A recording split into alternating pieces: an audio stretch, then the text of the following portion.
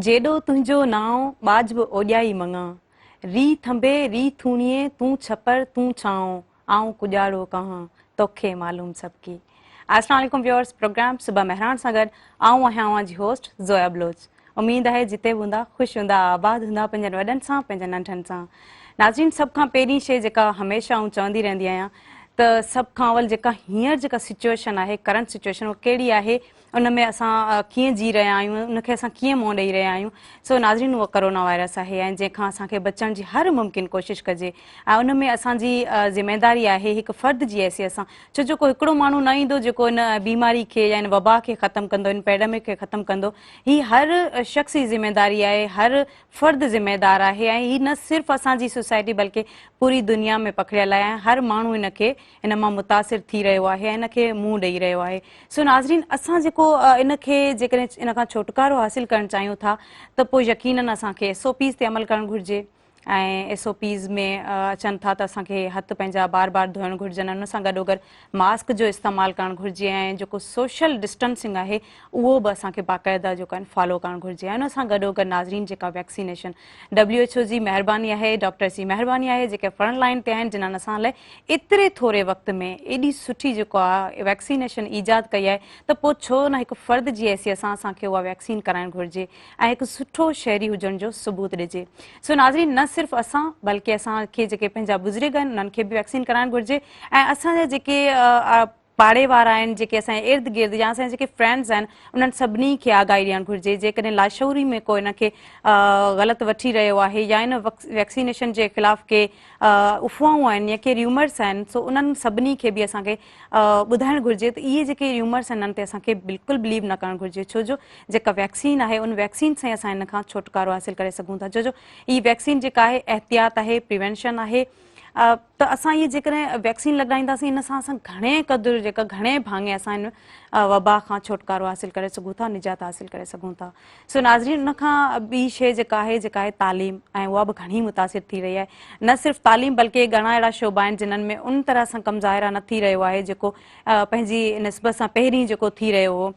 छो जो ॾिसो, हाणे ही जेके शयूं आहिनि, नंढियूं वॾियूं तालीम आहे या उन खां अलावा ॿियूं काफ़ी अहिड़ियूं शयूं आहिनि, काफ़ी अहिड़ियूं ज़िमेदारियूं आहिनि, जिन्हनि खां असां हाणे थोरो जीअं चइजे त माना उन तरह सां परफॉर्म न करे रहिया आहियूं। ज़ाहिर आहे ही जेका वबा आहे, हिन में असांखे एहतियात बि करणो पवंदो, असांखे पंहिंजी जान बि प्यारी आहे, पर उन सां गॾोगॾु नाज़रीन असांखे तालीम जो बि ख़्यालु करणु घुरिजे। सो तालीम में जेकॾहिं असां ॾिसूं त अचे थो नंढड़ा ॿार आहिनि, उहे तालीम कीअं था हासिलु कनि, उन सां गॾोगॾु जेके वॾा आहिनि उहे कीअं तालीम था हासिलु कनि। वॾा ठीकु आहे, उहो ज़िमेदार आहिनि, पंहिंजी ज़िमेदारी जो अहसासु करे सघनि था, उहे मैच्योर आहिनि ऐं सेल्फ स्टडी करे सघनि था, इंटरनेट ते घणो मवादु आहे, उतां बि हासिलु करे सघनि था।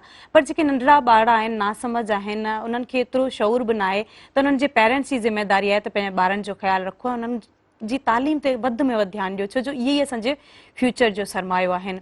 ऐं उन सां गॾोगॾु नाज़रीन, जेके हींअर शयूं आहिनि, जेकॾहिं असां पंहिंजे माशरे में ॾिसूं असां केॾे वञी रहिया आहियूं, जो सोशल मीडिया जो घणो इस्तेमालु, न सिर्फ़ु घणो इस्तेमालु पर उन जो ग़लति इस्तेमालु बि थी रहियो आहे।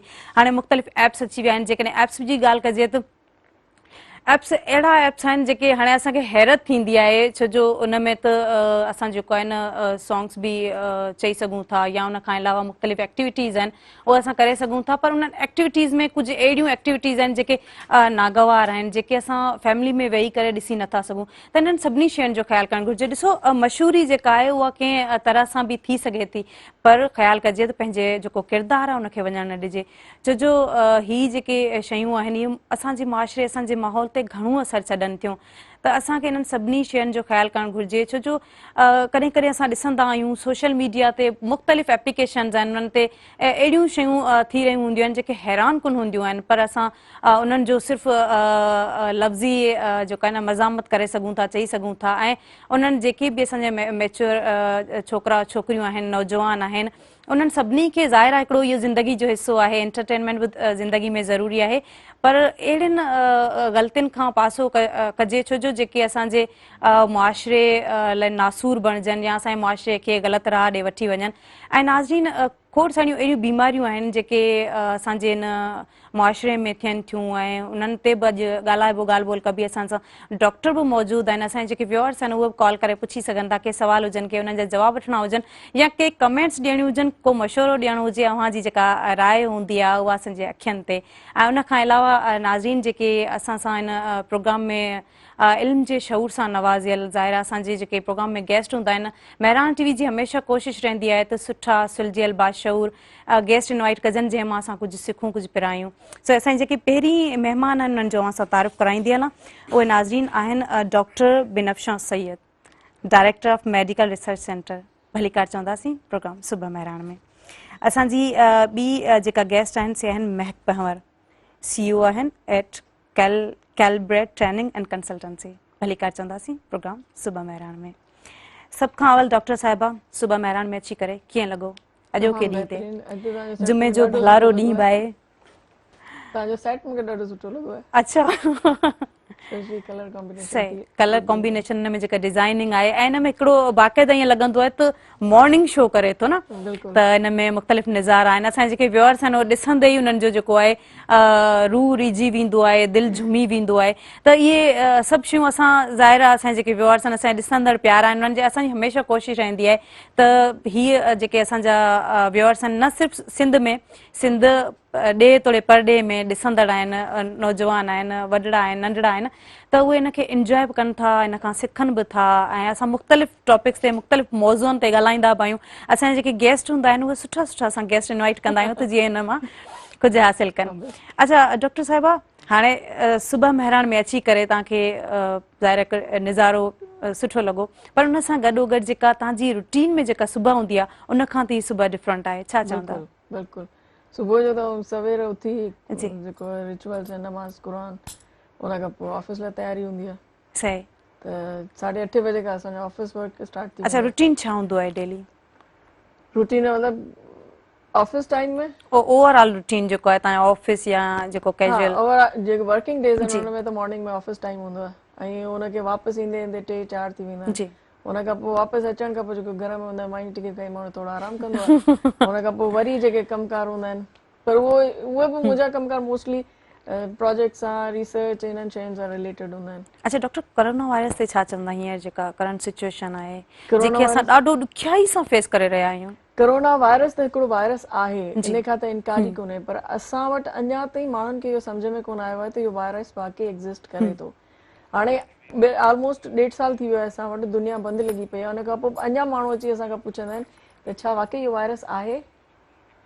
त इहो जेको क्वेश्चन आहे न, इहो इट्स रियली समथिंग कि असांजी अवाम जी दिमाग़ी उन ते हिकिड़ो वॾो क्वेश्चन मार्क आहे जी। उन खां पोइ हाणे आउं सोशल मीडिया ते मुख़्तलिफ़ शयूं ॾिसंदी आहियां त कैंसर वैक्सीन जे बारे में, त ही वैक्सीन असां ते ट्रायल्स पिया थियनि, हीअं पियो थिए, त उहो आउं हिन तव्हांजे चैनल जे थ्रू थोरो माण्हुनि खे एक्सप्लेन कंदसि त जॾहिं का नई दवा ईंदी आहे या को वैक्सीन ठहंदी आहे त एक्चुअली उहो 4 फेज़िस मां गुज़रंदी आहे। जॾहिं 3rd फेज़ मां गुज़रंदी आहे त उनखे FDA अप्रूवल मिलंदो आहे, त मतिलबु हू असां ताईं पहुचण खां पहिरीं फेज़ 3 उनजा थी चुका, ॾाढा क्विकली थिया, छो त असां हिकिड़ी वॉर सिचुएशन में हुआसीं। नॉर्मली ट्रायल्स खे थोरो ज़्यादा टाइम लॻंदो आहे, पर ही थोरा क्विक थिया ऐं उहे एक्सेप्टेबल आहिनि क्लिनिकल रिसर्च में। FDA अप्रूवल थी वियो, माना हू जेको एक्सपेरिमेंटल फेज़ मां निकिरी आई, हाणे आयो phase 4 and that is post marketing surveillance. असां वटि अलाए केतिरियूं मेडिसिन्स असांजा माण्हू बग़ैर इहे ख़बर हुजण जे त इहा ड्रग पोस्ट मार्केटिंग सर्विलेंस में वठनि पिया। ओॾीमहिल का घोड़ा घोड़ा कान्हे। वैक्सीन जी जंहिं महिल ॻाल्हि थी थिए न, ओॾीमहिल चवनि था त हीअं थी वेंदो, हूअं थी वेंदो। उन खां पोइ हिकिड़ी ॿी वीडियो आई त 2 सालनि में सभु माण्हू मरी वेंदा जिन वैक्सीनेशन कराई आहे, त उन लाइ वरी उन जवाब में हिकिड़ी ॾाढी सुठी वीडियो आई त सभिनी डॉक्टर्स वैक्सीनेशन कराए छॾी आहे, त जिन न कराई से बि हूअं ई मरी वेंदा। कोरोना में न मरंदा त ॿी के डिज़ीज़ में मरी वेंदा, छो त डॉक्टर्स न हूंदा त eventually quality of life and everything will go down. त उहा बि एक्चुअली ईअं कान्हे का, उन जो एक्चुअली इहो आहे त जॾहिं तव्हां वैक्सीनेशन वठो था त बॉडी में एंटीबॉडीज़ थियूं ठहनि, त कॾहिं कॾहिं उहे एंटीबॉडीज़ जिस्म जे कंहिं हिसे ते असरु करणु शुरू करे छॾींदियूं आहिनि, त उन सां ऑटो इम्यूनिटी जा चांसिस वधंदा आहिनि। त हूअं बि असांजा जेके फर्टिलाइज़र्स आहिनि इहे अलाए छा छा जेको असां हिते खाऊं था उन जे जवाब में ऑटो एंटीबॉडीज़ जो असां वटि हूअं ई इलाही रेट वधी वियो आहे त उन करे सिर्फ़ु असां कोरोना वैक्सीनेशन खे हुनजो ब्लेम नथा ॾेई सघूं ॿिया बि इलाही सारा फैक्टर्स आहिनि ऐं मौत त हुअं ई बरहक आहे पर हिकिड़ी शइ जंहिंजी हिफ़ाज़त लाइ असांजे मज़हब असांखे हुकुम ॾिनो आहे त उन लाइ इहे फज़ूल क़िस्म जी जेके मिथ्स आहिनि उनखे फॉलो करण में ॿियो अच्छा हिकिड़ो मूं जेको आहे न जीअं फॉरवर्ड मैसेजिस जे थ्रू तव्हां ख़बर हिकिड़ो खाको मूं पढ़ियो जंहिंमें हो त इहे ई जेके मास्क न पिया लॻाइनि चवनि पिया मौत बरहक आहे असां मास्क छो लॻायूं ऐं वरी उहे ई वैक्सीन नथा कराइनि चवनि था सभिनि सालनि खां पोइ मरी वेंदासीं डॉक्टर सॉरी महक असां सां गॾु आहिनि महक कीअं पियो लॻे सुबुह महिरान में अची करे मूंखे सभ खां पहिरीं तव्हांजो सेट इलाही बहितरीन आहे जेको हिकिड़ो असांजो सिंधी सकाफ़त जो टच आहे जी हाला वारो बेसिकली कमु थींदो आहे इहो and then we have bridge त बेसिकली इन्हनि शयुनि खां असां हाणे आहिस्ते आहिस्ते महरूम थींदा अच्छा मैच करे थो न मुंहिंजी ड्रेस सां बाक़ाइदा Oh yes, ड्रेस I बि chose this intentionally for the Sindhi show. So असां एक्चुअली पंहिंजी सकाफ़त खां स्लो महरूम थींदा वञे पिया छो त मेट्रोपॉलिज़म हिकिड़ो वधी वियो आहे एंड जॾहिं बि डिफरेंट नेशनलिटीज़ या डिफरेंट कल्चर्स कंबाइन थींदा आहिनि त हिकिड़ो पंहिंजो ई न्यू कल्चर जनम वठंदो आहे त हुनमें जेका प्रिजर्वेंस आहे लैंग्वेज जी कल्चर जी असांजी सकाफ़त जी त उहा इलाही ज़रूरी आहे सो आई लव्ड इट मतिलबु अव्हांखे कीअं ख़बर पई त इहो सेट ईअं हूंदो आहे मूंखे अहिड़ो ड्रेस पाइणु घुरिजे न एक्चुअली मां सिंधी में आयमि पे त I wanted to represent Sindhi wow that's great इहो मूंखे बि घणो शौक़ु हूंदो आहे त माना सिंधी ड्रेसिस ठहिराइण पर थोरी सुस्त आहियां एक्चुअली असांजी सकाफ़त जी प्रिजर्वेंस थींदी ईअं त जेको असांजूं पंहिंजियूं शयूं असां हुननि खे ओन कयूं बिल्कुलु ऐं असां हुननि खे रिप्रेज़ेंट कयूं त अगरि असां ही छॾे ॾींदासीं त ॿिया कीअं बिल्कुलु ऐं हींअर पाकिस्तानी ड्रेसिस हिकिड़ी रैंक ते आया आहिनि बाक़ाइदा जेको आहे न न्यूज़ में बि पढ़ियो आहे त हुन में ख़बर पई आहे त माना इन ड्रेस जो असां वरी फॉरेन खां पंहिंजूं ड्रेसिस वठी वठी या ऑर्डर करे करे घुराईंदा आहियूं हिननि जी हिकिड़ी ॻाल्हि सां मां कंटिन्यूएशन कंदमि जेका इनिशियली तव्हां बि डिस्कस कयो शुरूआति में त असां सोशल मीडिया खे इलाही फॉलो कयूं था या जेको आहे मैम ॻाल्हाइनि पियूं की कुझु बि र्यूमर्स ॿुधूं था त उहो कयूं था त इनमें मां हिकिड़ी शेड करणु चाहींदमि सभिनी खां पहिरीं असांखे इन शइ जे शऊर जी ज़रूरत आहे बिल्कुलु त असां किथां बि कुझु बि पढ़ियूं त यकीन न कयूं जेका सोर्स आहे उहो वेरीफाइड हुजे सही मतलब कि फेसबुक ते तव्हां कंहिं लेट्स से या मां स्पेसिफिकली फेसबुक जो नालो बि नथी वठां छो त हाणे त इलाही प्लेटफॉर्म अची विया आहिनि त तव्हां कंहिं बि रैंडम प्लेटफॉर्म ते कुझु बि ॾिसो था ऐं तव्हां उन ते फौरन यकीन था करे छॾो मतिलबु तव्हांखे हिकिड़ा डिग्री वारा पढ़ियल लिखियल डॉक्टर्स जेके हिकिड़े प्रोसेस मां गुज़री करे हिकिड़ी डिग्री वठी करे चवनि था की असां पंहिंजी ॼाण जे तहत चऊं था की हे ॻाल्हि हीअं आहे तव्हांखे उन ते यकीन न आहे लेकिन हिकिड़ो रैंडम पेज आहे या कोई रैंडम एप्लीकेशन आहे आई मीन फॉरवर्ड मैसेजेस आहिनि जंहिंजी तव्हांखे कोई सोर्स न आहे ख़बर त इहा शइ आई किथां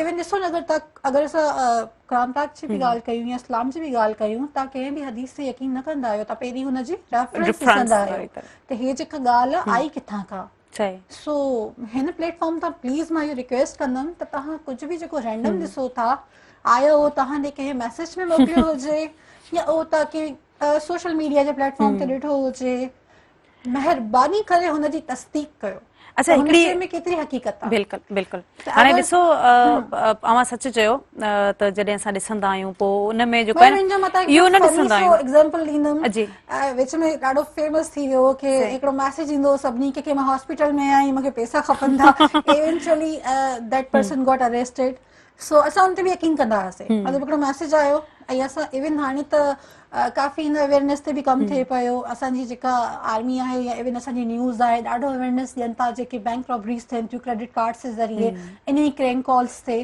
त इहे सभु शयूं तव्हां सां इनकरे थियनि थियूं तव्हांखे कोई बि कुझु चवे थो ऐं तव्हां उनखे फौरन सां अखियूं बंदि करे मञे था छॾो पढ़ण खां पहिरीं ॾिसण खां पहिरीं तव्हां इहो ॾिसो त केरु थो ॻाल्हाए छा थो ॻाल्हाए ऐं वरी उनखे टिक टिक टिक टिक बसि फॉरवर्ड थी वियो हाणे तव्हां 8-10 माण्हुनि खे फॉरवर्ड करे छॾी जेका की बग़ैर तस्दीक शुदा उहा शइ आहे त तव्हां फैलायो था उनजो सेकेंडली ॾिसो हिकिड़ी शइ ते मां एग्री कंदमि त थ्रू आउट हिस्ट्री फिलॉसफी हुजे रिलीजन हुजे या साइंटिफिक इनोवेशन हुजे काई बि शइ जॾहिं नई ईंदी आहे न त हुन ते एतबार करणु थोरो ॾुखियो हूंदो आहे बिल्कुलु हिकिड़ी नई शइ ॿुधंदा आहियूं न की जेसिताईं उहा साबित न थिए असां न ई मञींदा त थोरो सो इहो चैलेंज बि आहे ऐं सेकेंड ॻाल्हि इहा आहे त असां ॼाणूं था त असां तालीमी मयार ते ग्लोबली किथे रैंक कयूं था लिटरेसी रेट असांजो छा आहे? अच्छा, लिटरेसी रेट जी डेफिनेशन छा आहे त तव्हां नालो लिखी सघो पंहिंजो, दैट्स डेफिनेशन, राइट? त अवेयरनेस जी कमी आहे इहा शइ। हुन ते असां हाणे महक घणा अहिड़ा पढ़िया लिखिया असां ॾिठा आहिनि जेके किन्हनि शयुनि ते यकीन न पिया कनि। ऐं कल्ह बि जीअं असांजी डिस्कशन हली त जेके हींअर वैक्सीनेशन थिए पई उन में अहिड़ा फेक कार्ड्स बि आहिनि जेके ठहनि पिया, जेके 2-3 रुपया ॾेई करे, ऐं उहो तस्दीक शुदा बाक़ाइदा माना उन्हनि जॾहिं 1166 ते मैसेज कयो त बाक़ाइदे नादरा खां उन्हनि जो आयो तव्हांजो फर्स्ट डोज लॻी चुको आहे। हालांकि उन न लॻायो, उन लॻारायो न हो, जस्ट कार्ड ठहिराया हो। हाणे ॿी जेको आहे न डोज जो तव्हां खुराक जो वेट कयो। जेको आहे रिसेंटली पढ़ियो हुयो। हाणे इहे सभु शयूं जेकॾहिं थींदियूं जंहिं क़ौम में जंहिं मुआशरे में तव्हां छा था सम्झो ऐं पढ़ियल लिखियल इहा डिसऑनेस्टी आहे असांजी ग्रास रूट लेवल ते। जी नादरा में जेको रिकॉर्ड वञे थो उहो तव्हांजे वैक्सीनेशन सेंटर्स मां थो वञे, जी त उते जेके कंप्यूटर में वेठा आहिनि उन्हनि जॾहिं एंट्री करे छॾी त नादरा त वेरीफाई कंदो न। हाणे इहा जेका बि डिसऑनेस्टी थिए पई न ग्रास रूट ते पई थिए, जी वैक्सीनेटर्स जे लेवल ते पई थिए। सही दोस्ती यारी में वैक्सीन उहो जेको डोज आहे न उहो हारे छॾियो, डिस्कार्ड करे छॾियो, हुनखे तव्हां कार्ड ठाहे ॾेई छॾियो, त डोज बि तव्हांजो हिकिड़ो ज़ाया थियो ऐं कार्ड बि ठही वियो। कार्ड बि ठही तव्हांजी ॻाल्हि ते एड कंदमि त असांजी जेका क़ौम आहे उन में इल्ज़ाम तराशी इलाही आहे। गवर्नमेंट में करप्शन आहे, असांखे जेको मयारी शयूं नथियूं मिलनि, असांखे सुठो स्कूल नथो वञे, मतिलबु हिन हे न ॾिनो।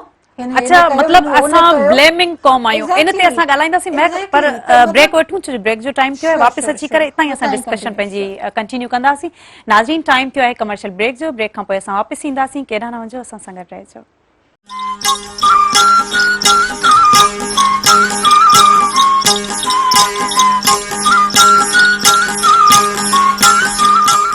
Welcome back viewers. नाज़रीन, असां सां डॉक्टर मौजूद आहिनि। अवां लाइव कॉल जे ज़रिए असां सां इन प्रोग्राम में जॉइन करे सघो था, तव्हां अटेंड करे सघो था ऐं लाइव कॉल जे ज़रिए ॻाल्हाए सघो था, पंहिंजो कमेंट्स ॾेई सघो था। ऐं नंबर जेको स्क्रीन ते अची रहियो आहे 022210285 उहो डायल कंदा। नाज़रीन, असां सां जेके डॉक्टर मौजूद आहिनि से ब्रेस्ट कैंसर जूं पाकिस्तान में पहिरियों लेडी डॉक्टर आहिनि ऐं उन्हनि सां असां ॻाल्हि ॿोल कंदासीं ब्रेस्ट कैंसर जे हवाले सां, जेको की हाणे मसइलो वधंदो थो वञे। डॉक्टर, जेकॾहिं ॾिसिजे त ॾींहुं ब ॾींहुं इहे केसिस में जेको आहे इज़ाफ़ो थो ईंदो वञे, हिन जा कहिड़ा कारण आहिनि? सभ खां पहिरीं हिन जो मेन सबबु इहो थो ॿुधाए हिकिड़ो ग्लोबली ब्रेस्ट कैंसर इंसिडेंस वधे पियो। जी, छो त हिकु औरत हुजणु हिकिड़ो रिस्क आहे, त जीअं औरतुनि जी आबादी वधंदी तीअं ज़रा तादाद वधंदो। जी बिल्कुलु। ऐं ॿिया जेके असां वटि अवेयरनेस कान्हे का, जी, जेके हिन जा जनरल रिस्क फैक्टर्स आहिनि उहे त जीअं उमिरि वधे थी ऐं ब्रेस्ट फीडिंग न कराइण आहे, फैमिलियल रिस्क फैक्टर्स आहिनि, स्मोकिंग आहे। त इन रिस्क फैक्टर खां अलावा जेको मेन शइ आहे न उहो कैंसर डायग्नोस जेको असां वटि थिए थो न उहो तमामु एडवांस स्टेज ते थिए थो। त न सिर्फ़ु असां वटि इंसिडेंस वधे पियो, पर असां वटि मॉर्टिलिटी ॾाढी वधे पई। सही। जेतिरे प्रोपोर्शन सां असां वटि इंसिडेंस आहे ओतिरे प्रोपोर्शन सां असां वटि मॉर्टिलिटी आहे, जेका तमामु घणी आहे। जी, असां जनरली पूरे एशिया में पाकिस्तान टॉप ते आहे जंहिंमें ब्रेस्ट कैंसर जो इंसिडेंस आहे। ऐं ॿी आउं हिकिड़ी ॻाल्हि एड कंदसि त मुंहिंजी PhD ब्रेस्ट सर्जरी में आहे, बट पाकिस्तान में जॾहिं आई हुयसि त I was the first one. त मूंखे लॻो त ओवरऑल कैंसर रिसर्च असां वटि तमामु मतिलबु हिकिड़ो सेमिनल लेवल ते बि कान्हे का। जी, त we started that programs cancer research जो असां पूरो हिकिड़ो सेटअप ठाहियो आहे। हींअर higher education commission of Pakistan जी फंडिंग सां असां पूरी cancer research laboratory almost final stage ते आहे असांजी। त उन में न सिर्फ़ु ब्रेस्ट पर कोलोरेक्टल ऐं ॿिया जेके कॉमन कैंसर्स आहिनि पाकिस्तान में उन्हनि ते असां कमु करणु शुरू कयो। त हाणे जेको इंसिडेंस वधे पियो, मॉर्टिलिटी असां वटि हाई आहे, त उहो न सिर्फ़ु ब्रेस्ट कैंसर पर ओरल कैंसर असां वटि सॼी दुनिया में टॉप ते आहे। 27% असांजा कैंसर्स वात जा कैंसर आहिनि। उन खां पोइ 3rd नंबर ते कोलोरेक्टल कैंसर जेको वॾे आंडे जो कैंसर आहे। हाणे आउं तव्हांखे हिकिड़ी मज़े जी ॻाल्हि ॿुधायां त पूरो ग्लोबल ओरल कैंसर में मेजर कंट्रीब्यूटर पाकिस्तान, इंडिया ऐं बांग्लादेश आहिनि। अच्छा, ॿिए दुनिया में तमामु लोएस्ट लेवल ते, पर असां वटि इहो टॉप में आहे। छो? ऐं उन में पान सुपारी, चालिया, 2100, 2200, 2500 अलाए केतिरा केतिरा। अच्छा, ये मंशियात वग़ैरह ॿाहिरि हूंदी आहे, पर शायदि ॿाहिरि एतिरी कान्हे का। उते स्मोकिंग आहे, उते स्मोकिंग जो आहे त उन करे तमामु लो रेट आहे। असां पर उहो असां जेका शइ माना वठण लॻंदा आहियूं rules and regulation like U if अगर तव्हां सर्टेन एज जा न आहियो त तव्हां पर्टिकुलर शइ नथा नथा ऐं buy ॿियो करे एक्सेस में असां वठी वेंदा आहियूं शयूं एग्जैक्टली and also जेके ड्रग्स में जस्ट स्मोकिंग ये शयूं नथियूं अचनि इवन मेडिसिन्स आहिनि काफ़ी सारियूं बैंड आहिनि जेके असां वटि अवेलेबल आहिनि तव्हां वाक़िफ़ ई हूंदव जेके वर्ल्ड वाइड बैंड आहिनि पर स्टिल उहे असांजे फार्मेसी स्टोर्स ते मिलनि था बिल्कुलु। And pharmacy stores are controlled worldwide not here you don't need a prescription you just go to a pharmacy तव्हां जस्ट कंहिं बि दुकानदार ॾे वञो इहे ॾेई छॾंदा बिल्कुलु ऐं हिन जी अव्हां जी हिन ॻाल्हि खे एग्री कंदसि छो जो ऐं पाण चाइना में रही आई आहियां मुंहिंजो हुते मुंहिंजो पंहिंजो तजुर्बो रहियो आहे उते PhD जे दौरान जॾहिं असां वेंदासीं मार्केट में के को मेडिकल स्टोर ॾिसणु चाहींदासीं असां न मिलंदो हिकु ॿ भेरा असांखे जॾहिं ॾिठोसीं त भई हुते मेडिकल स्टोर अवेलेबल आहे वियासीं त उते हर्बल मेडिसन हुयूं जेके के उहो बाक़ाइदा साशे हूंदा ऐं वरी जीअं पंहिंजो जो शानदा आहे ईअं ई बसि मेडिसन हूंदियूं को बि उहो असांखे इहो ई चवंदा त प्रिस्क्रिप्शन जेकॾहिं अव्हां वटि आहे त अव्हांखे जो कनि दवाऊं मिलंदियूं हिकु शइ इहा बि आहे त जेको अॼुकल्ह जो मतिलबु मीडिया इवॉल्व करे पियो न जेको असां मूवीज़ में ऐं सीरीज़ में ॾिसूं था जेके असांजी टीन एजर्स आहिनि जेके यंग जनरेशन आहे हिकिड़ो साइकोलॉजिकल फैक्टर थी वियो आहे की असां कूल लॻंदासीं इहो करे सही त हुनमें पोइ छो त रिस्ट्रिक्शन्स आहिनि ई न लॉ एंड ऑर्डर वारा जेके हूंदा आहिनि की भई तव्हां एज कार्ड ॾिसी करे ॾियो या सर्टेन शयूं ॾियो सर्टेन न ॾियो छो त अगरि ॿाहिरि ड्रग्स आहिनि बि न त सभु न आहिनि मतिलबु हर शइ तव्हांजे एक्सेस में न आहे हुते हिते इहो आहे की जेका शइ तव्हांखे इज़ीली एक्सेस में आहे प्लस तव्हांखे अवेयरनेस बि न आहे त ऑब्वियसली माण्हू इन शइ तरफ़ वेंदो बिल्कुलु नताइज सां निकिरंदा अच्छा जी डॉक्टर तव्हां ॻाल्हि पिया कई त उहो जेको असां वटि जेके टाइप जा कैंसर्स आहिनि न उहे न सिर्फ़ु असां वटि इंसिडेंस वधीक आहे पर उहे ॾाढा एग्रेसिव कैंसर्स आहिनि हींअर असां कोलोरेक्टल ते पंहिंजी कोलोरेक्टल एंड ब्रेस्ट ते पूरी पंहिंजी डेटा कलेक्ट कई ऐं उन्हनि जे ट्यूमर्स खे एनालाइज़ कयो आहे ऐं उन्हनि खे यूरोप सां जॾहिं कंपेयर कयो त यूरोप में इलाही मासूम कैंसर्स आहिनि असां वटि ॾाढा ख़तरनाक कैंसर्स आहिनि त जेका असां ट्रीटमेंट पेशेंट्स खे ॾियूं था उहो एक्चुअली उन्हनि जे हिसाब सां कान्हे का त असांखे पंहिंजी टोटल ट्रीटमेंट स्ट्रेटेजी चेंज करणी पवंदी असांखे नयूं दवाऊं ठाहिणियूं पवंदियूं ऐं छो त हीउ मसइलो असांजो आहे तंहिं करे ॿाहिरि यूरोप ऐं अमेरिका हुन ते कमु कोन कंदो जेके यूरोप ऐं अमेरिका जी टाइप जा कैंसर्स आहिनि हुननि ऑलरेडी हुन लाइ ट्रीटमेंट ठाहे छॾियूं आहिनि असां वटि उहे 2 to 3% कैंसर्स आहिनि त बाक़ी जेको 97-98% आहे उहे कैंसर्स आहिनि जिन लाइ असांखे पाण दवाऊं ठाहिणियूं पवंदियूं सही त इहो जेको आहे न इहो वॾो हिकिड़ो एरिया आहे जेके we have to look it seriously सही ऐं पोइ हिन ते केतिरी रिसर्च थिए पई तव्हां छा था सम्झो जीअं तव्हां चयो इंडिया बांग्लादेश ऐं इहे पाकिस्तान इन में घणो आहिनि त पोइ केतिरी रिसर्च थिए पई केतिरी जाखोड़ थिए पई इन जो हर मुमकिन इलाज जी ॿुधायो त I was first one as a cancer researcher जे पाकिस्तान में HEC में रजिस्टर करायो त हुन PMDC हिकिड़ी वॾी बार हणी छॾी त क्लिनिकल साइंटिस्ट जी पाकिस्तान में ज़रूरत कान्हे का वो हाणे टुक 10 years जो फाइनली PMDC ख़तम थी हाणे उहा बार ख़तम थी आहे त असां वटि ॿाहिरां हाणे साइंटिस्ट अचनि पिया त मूंखे कुझु हेल्पिंग हैंड मिलियो आहे ॿिया गवर्नमेंट कुझु इंस्टीट्यूट्स ठाहिया आहिनि जेके हुन ते कमु बि कनि पिया पर ॾिसो जेसि ताईं तव्हां वटि प्रॉपर ह्यूमन रिसोर्स न हूंदो न तेसि ताईं उहो कमु सही तरीक़े सां न थी सघंदो गवर्नमेंट अलाए केतिरनि सालनि खां कैंसर रजिस्ट्री ठाहिण लाइ कमु करे पई पर छो त हुननि वटि क्वालिफाइड माण्हू ई कोन आहिनि ऐं अनफॉर्चुनेटली असां जेके बिल्कुलु हिकिड़ो इंटीरियर में वेठा आहियूं न त फेडरल गवर्नमेंट खे नज़र कोन था अचूं ऐं अगरि कॉन्टेक्ट बि थिए थो न त उहो उन लेवल ताईं पहुचे नथो छो त असां उहो शायदि हुन सेटअप जे हिसाब सां उहा असांजी ॻाल्हि नथी सम्झ में अचे त उहो अञा कैंसर रजिस्ट्री मुकमल न थी सघी आहे सेम उहो ई रीज़न ह्यूमन रिसोर्स कोन्हे को लिमिटेड ह्यूमन रिसोर्स आहे हुनखे किथे किथे खपाईंदा उन खां पोइ कैंसर रिसर्च ते असां वटि कमु त करण जी कोशिशि कनि था माण्हू बट अगेन ह्यूमन रिसोर्स कोन्हे को असां हींअर पाण वटि लियाकत यूनिवर्सिटी में पूरी हिकिड़ी डेटाबेस ठाही आहे जंहिंमें असां वटि 2008 खां वठी हेसि ताईं जेके कैंसर जा पेशेंट्स आहिनि उन्हनि जी असां वटि पूरी क्लिनिकल डेटा आहे जेको एक्चुअली हिकिड़ो फंडामेंटल पार्ट आहे कैंसर रिसर्च लाइ तव्हां वटि जेसि ताईं पूरी क्लिनिकल डेटा न हूंदी तव्हां अॻियां कमु नथा करे सघो उन खां पोइ असां उहे जेके पेशेंट्स हुआ उन्हनि जा ट्यूमर्स असां आर्काइव कया आहिनि त उहे जेके पैथोलॉजी में उन्हनि जा ट्यूमर्स हुआ उहे बाक़ाइदा उन हिसाब सां कोरिलेट करे असां रखिया आहिनि ऐं हाणे नेक्स्ट स्टेज में असां जेके फ्रेश कैंसर्स आहिनि उन्हनि जे सेल्स ते कमु करण जो प्लान कयो आहे उन लाइ कुझु HEC असांखे फंडिंग ॾिनी आहे कुझु यूनिवर्सिटी जी लोकल फंडिंग आहे उन ते हाणे नेक्स्ट स्टेज में असीं इहो पिया प्लान करियूं त उन लाइ असां टारगेटेड थेरेपी ठाहियूं जेका इन्हनि कैंसर्स लाइ हुजे जेका थेरेपी अञा दुनिया में अवेलेबल कान्हे का छो त उहे असांजा प्रॉब्लम आहिनि त हुननि त पंहिंजे हिसाब सां ठाहे छॾी असांखे पंहिंजे हिसाब सां उहे कहिड़ियूं दवाऊं ठाहिणियूं पवंदियूं त उन ते हाणे असां कमु करणु नेक्स्ट स्टेज में प्लान कयो आहे। तमामु कुझु बहितरीनु प्रिमेटिव स्टार्ट थी चुको आहे पर अञा हुन जा रिज़ल्ट्स असां वटि कोन्हनि। तमामु बहितरीनु आहे। इंशाल्लाह इन ते कमु थींदो। असांजूं बि दुआऊं आहिनि। असांजे जेके ज़ाहिर आहे जंहिं शइ खे असां मुंहुं ॾेई रहिया आहियूं, जेका असां तकलीफ़ूं ॾिसी रहिया आहियूं, त उन्हनि खे असां जेकर उन्हनि में बहितरी आणिजे ऐं इन मुआशिरे जो सुधारो कजे त यकीनन उहो बहितरु रहंदो। महक पंवर साहिबा, जॾहिं त तव्हां ॻाल्हि कई मुख़्तलिफ़ एप्स जी, त उन में जेकॾहिं एप्स जे हवाले सां ॻाल्हि कजे त कुझु अहिड़ा एप्स आहिनि जिन्हनि में न उहे नागवार शयूं ॾेखारियूं पियूं वञनि या जेके नौजवान आहिनि उहे घणा जज़्बाती थी पिया वञनि, त उन्हनि ते छा चवंदा जेका प्रीवियसली ॻाल्हि कई जी त जेके माहौल खे जेके teenagers ख़राब पिया आहिनि, कनि। ऐं अहिड़े क़िस्म जी शयूं असांजे एक्सेस में आहिनि। ॾिसो वरी अगेन अगरि तव्हां ॿाहिरि जी बि ॻाल्हि कयो न, there is a parental control on the TV. जी इवन अगरि कोई शो बि हूंदो आहे त हुनखां पहिरीं तव्हांखे वार्निंग्स अची वेंदा आहिनि कि आइदर हिन में वायलेंस हूंदो जी या सब्सटेंस हूंदो या 18+ हूंदो, छा खपे।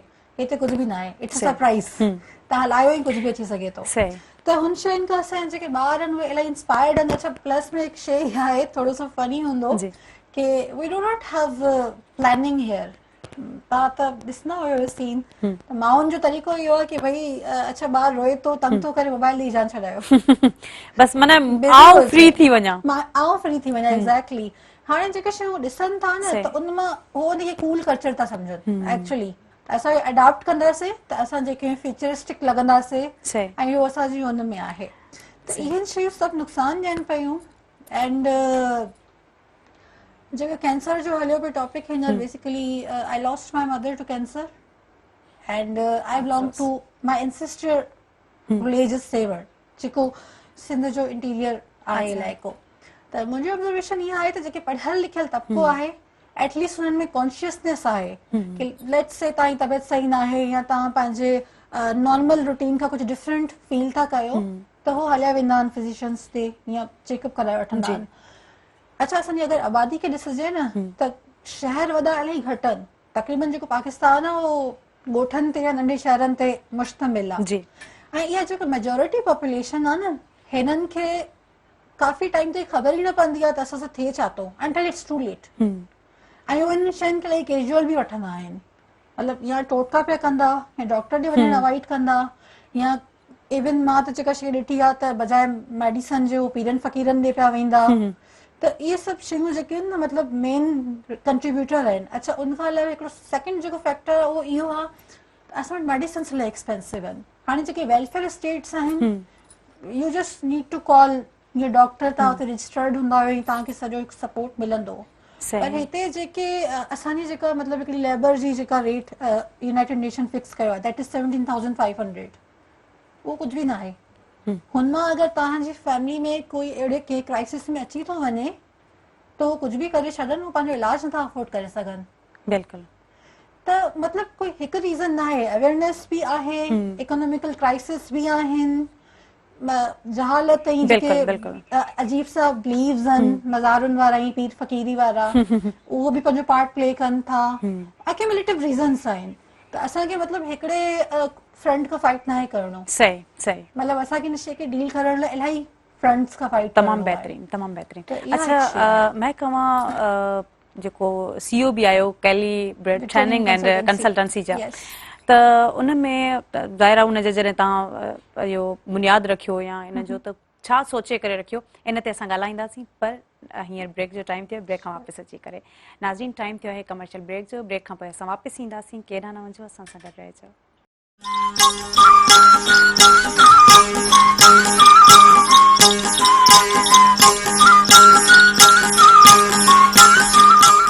Welcome back viewers. नाज़रीन असां सां लाइव कॉलर मौजूद आहिनि। हेलो, अस्सलाम वालेकुम। हेलो, वालेकुम अस्सलाम। केरु आहिनि असां सां गॾु? भली कार चवंदासीं। प्रोग्राम सुबह महिराण में छा चवणु चाहींदा? जी बिल्कुलु अॼु असांजे ॿिन्ही डॉक्टर साहिब महिमान ऐं असांजी अधी भेण खे असां प्यार सां वेलकम कयूं था। जी जी। कोरोना जे बारे में मां तव्हांखे ॿुधाईंदुसि। कल्ह मूंखे हिकु भत में वञिणो पियो। जी। उते औरतुनि बानी पई खाती, ख़ासि तौर ते औरतुनि में हुन में कोढ़ियूं बि हुयूं, नौजवान बि, पढ़ियल लिखियल बि हुयूं, रश बि ॾाढी हुई।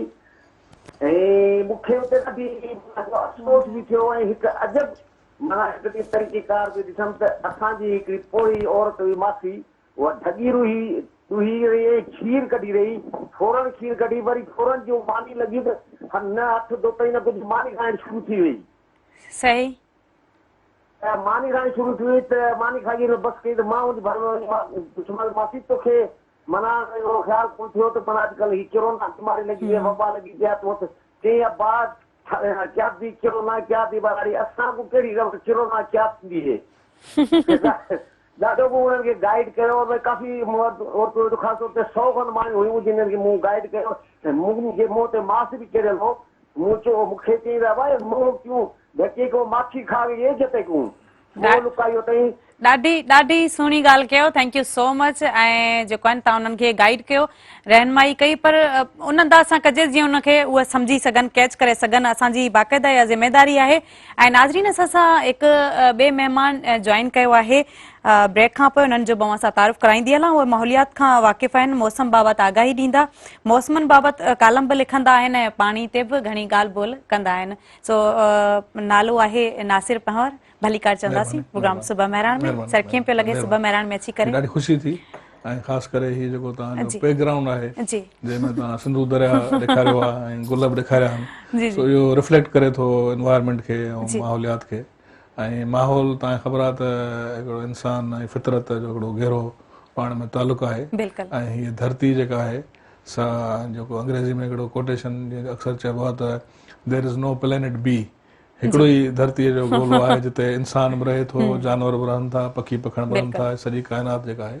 त इन में जेके बि रिसोर्सिस आहिनि, कुदरती वसीला आहिनि, उन्हनि खे असांखे पाइदार तरीक़े सां इस्तेमालु करिणो आहे त जीअं न सिर्फ़ु मौजूदा जेका नसुल आहे, जनरेशन आहे, उनजे लाइ पंहिंजो उहे इस्तेमालु थी सघनि, पर ईंदड़ नसुल जेको आहे उन्हनि खे बि इहे असांखे फितरी वसीला मुंतक़िल करणा आहिनि सुठी कंडीशन में।